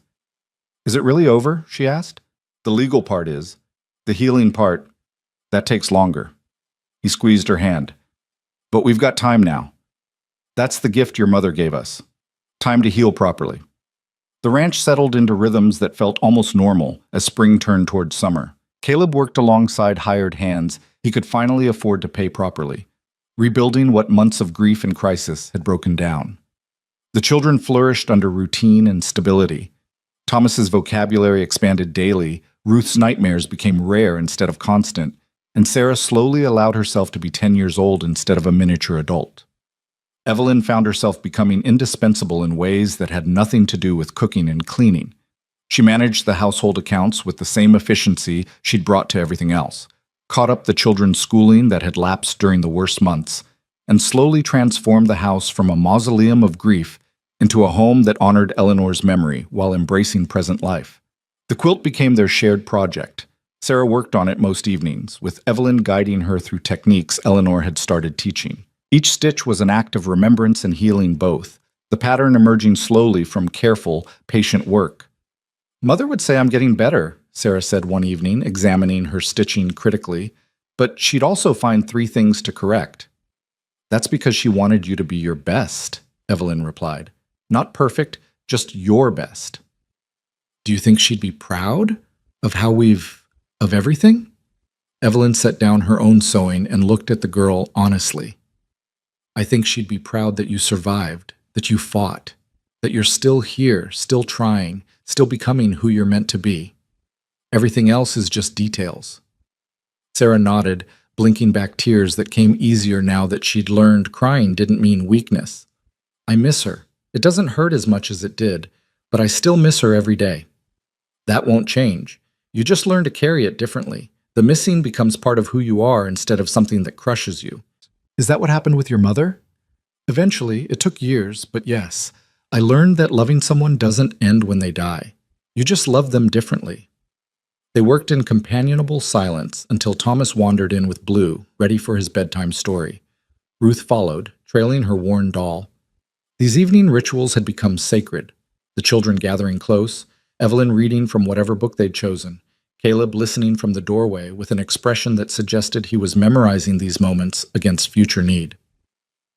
One evening in late June, after the children were asleep and the house had settled into its nighttime creaking, Caleb found Evelyn on the porch, working on mending by lamplight.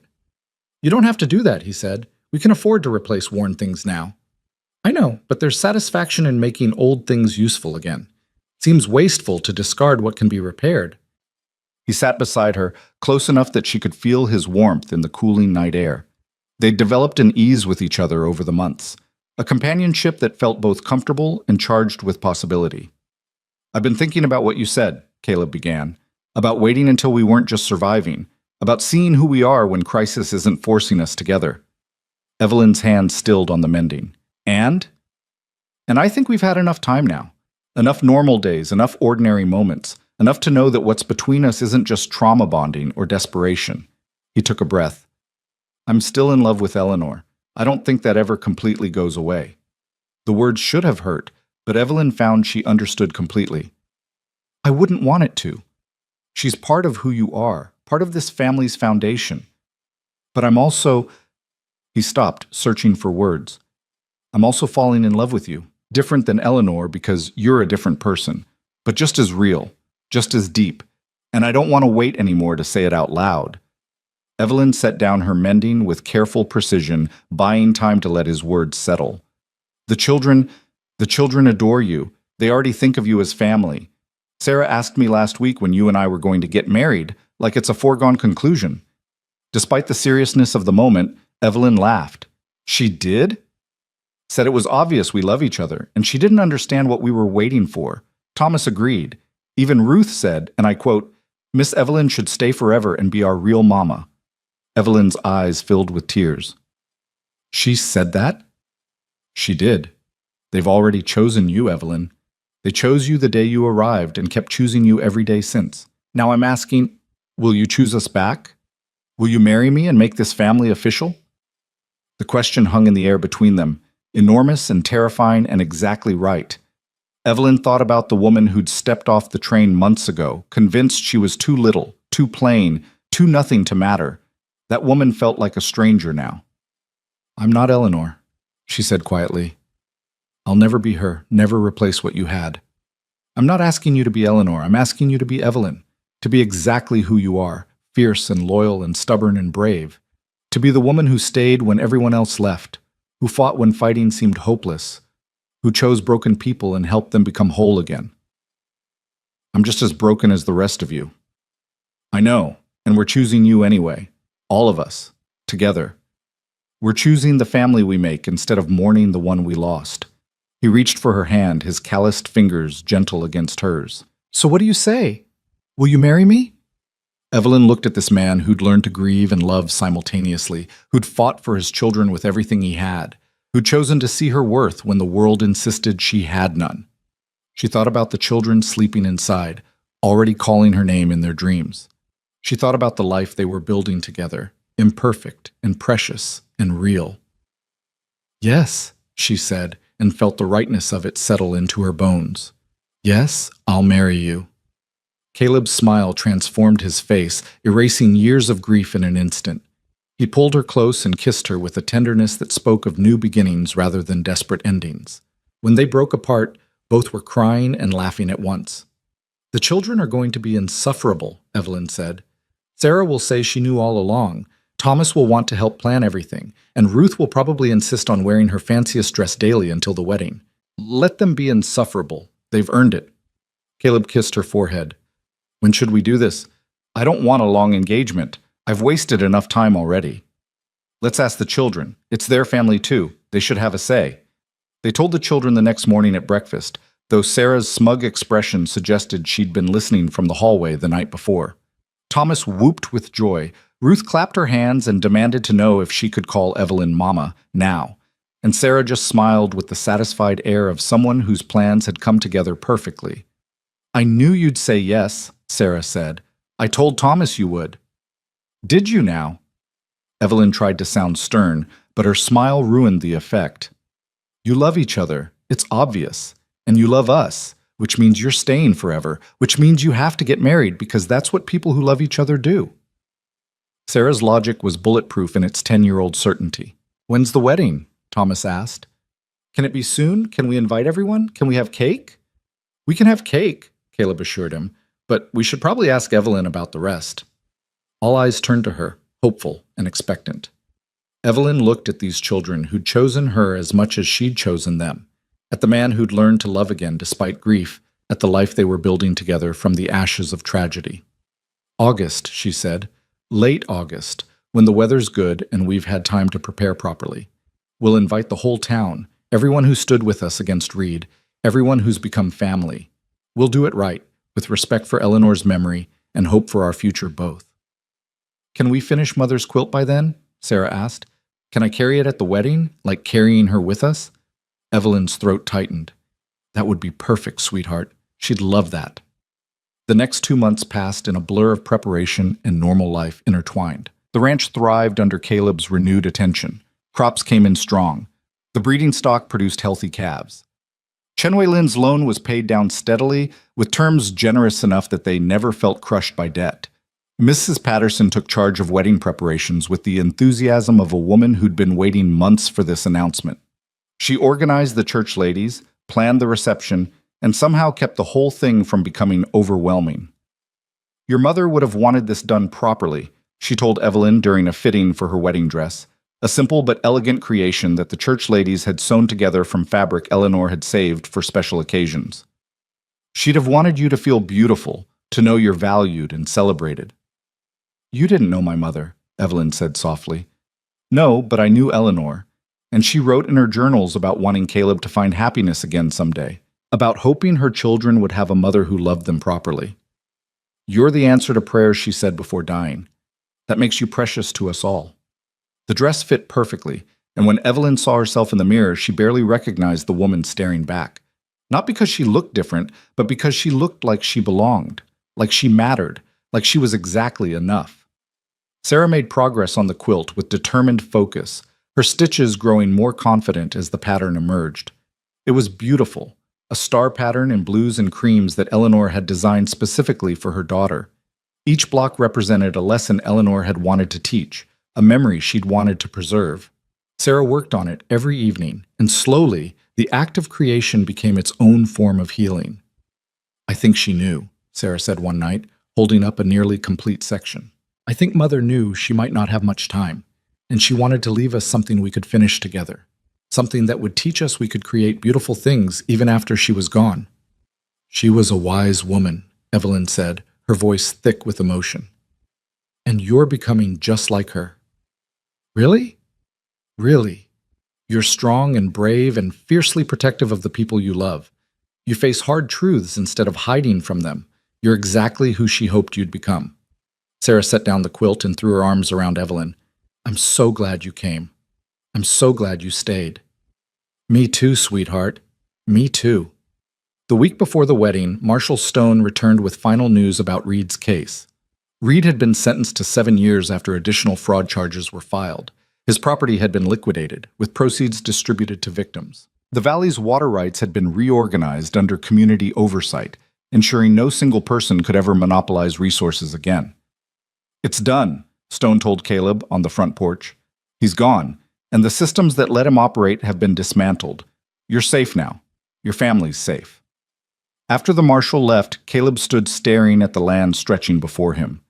The ranch he and Eleanor had built, that he'd nearly lost, that was now secured for his children's future.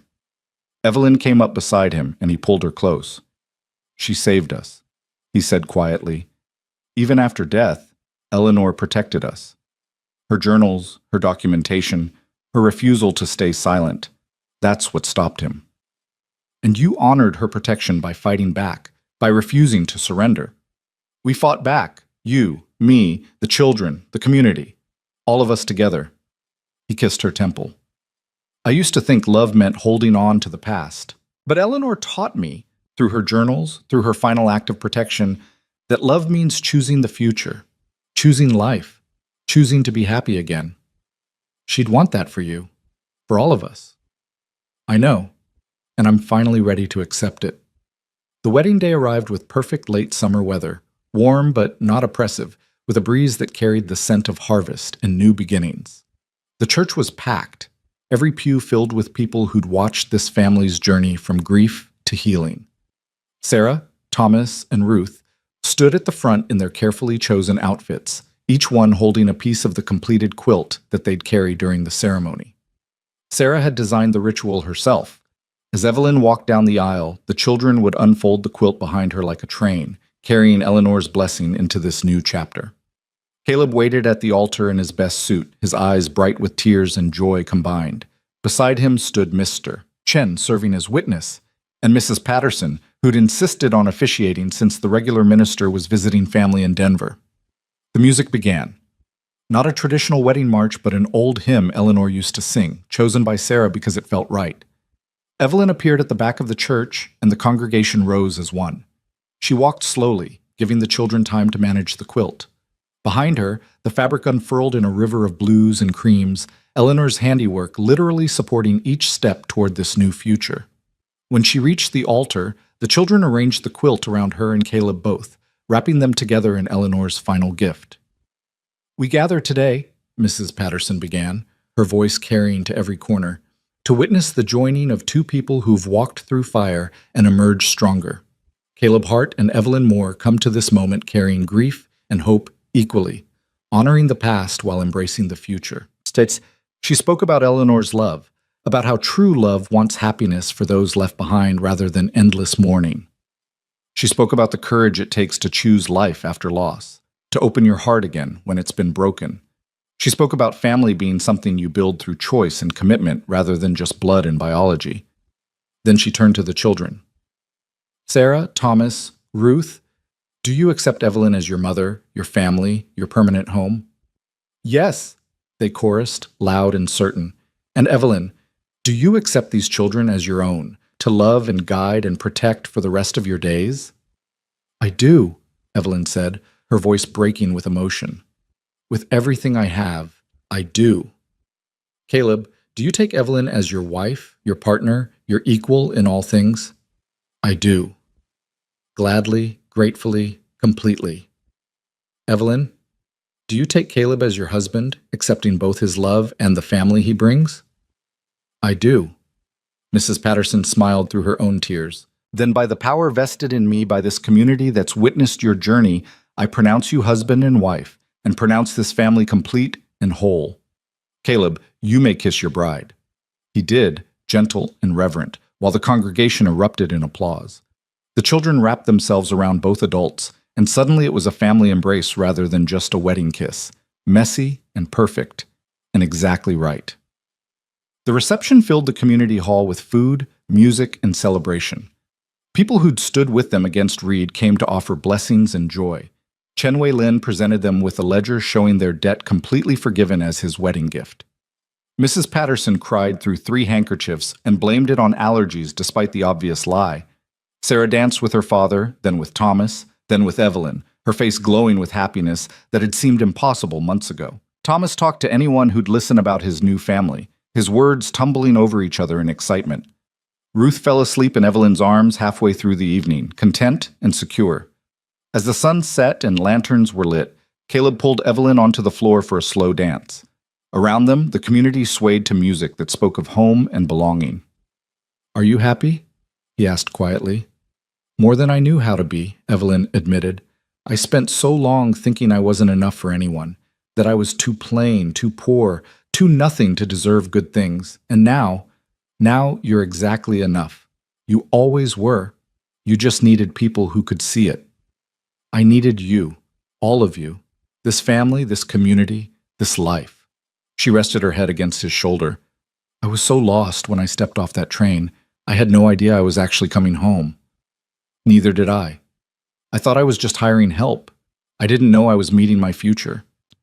They danced in comfortable silence, surrounded by people who'd become family, building a life neither had expected, but both desperately needed. Later, much later, after the celebration wound down and they'd returned to the ranch house glowing with lamplight, Evelyn found herself in the room that had been hers, but was now theirs. The children were asleep in their beds. The house was quiet, and the world felt impossibly peaceful. She stood at the window looking out at land that stretched toward distant mountains, thinking about the journey that had brought her here, the shame she'd carried from Richmond, the fear that had driven her west, the desperate hope that had made her stay when every instinct screamed to run. Caleb came up behind her, wrapping his arms around her waist. What are you thinking? That 6 months ago, I was nobody. I was running from a past I couldn't escape, convinced I'd never matter to anyone. And now, she turned in his arms to face him. Now I'm someone's wife, someone's mother, someone's family. I matter. You always mattered. The world just failed to notice. Maybe. Or maybe I needed to find the place where my particular kind of broken fit, where my scars matched someone else's, and together we could build something whole. She thought about Eleanor, about the woman she'd never met but felt she knew intimately through journals and children's stories, and the love that still echoed in every corner of this house. Eleanor who'd documented evil so it could be fought, who'd planned for a future she wouldn't see, who'd loved so fiercely that it transcended death itself. Thank you, Evelyn whispered, not to Caleb, but to the ghost that lived in these walls. Thank you for protecting them. Thank you for your blessing. Thank you for loving them enough to want them happy, even if it meant someone else standing where you should be. No answer came, but Evelyn felt it anyway.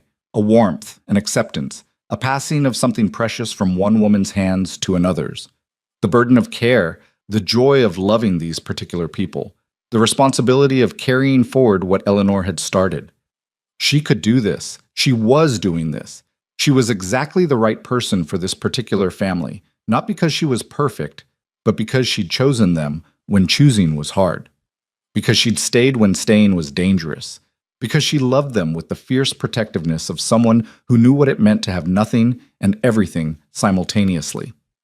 The future stretched before them, uncertain and full of possibility. There would be hard days ahead. Grief didn't disappear on a schedule.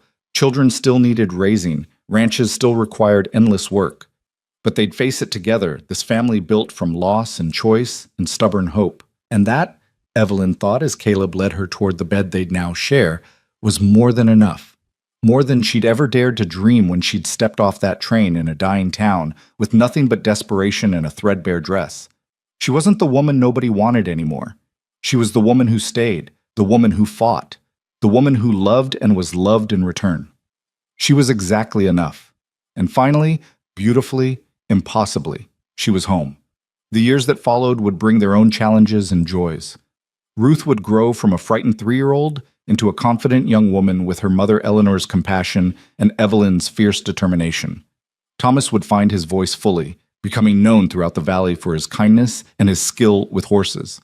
Sarah would finish not just Eleanor's quilt, but a dozen more, each one a masterpiece that carried forward her mother's legacy of creating beauty from ordinary materials. Caleb and Evelyn would have children of their own eventually, 2 sons who'd grow up knowing they had 2 mothers, one in memory and one in flesh, both essential to who they were. The ranch would prosper, becoming known for fair dealing and quality stock, a testament to what happened when people chose integrity over greed. The community would remember the summer Jonah Reed fell and the Hart family rose from ashes. They'd remember it as a lesson about the power of choosing to stand together, about refusing to let fear and intimidation win. But that was all still to come. For now, there was just this moment, a family sleeping peacefully under one roof, a woman who'd found her worth, a man who'd learned to love again, and children who understood that loss didn't have to be permanent, that healing was possible, that choosing each other was sometimes the bravest thing you could do. In the morning, they'd wake to ordinary ranch work and the endless demands of daily life. But tonight, they were simply complete, simply home, simply enough. And in the quiet darkness, if you listened carefully, you might hear the echo of Eleanor's laughter, joyful, approving, free. Her family was safe, her children were loved, her husband had found happiness again. Her last act of protection had worked, and that, after everything, was all any mother could ask.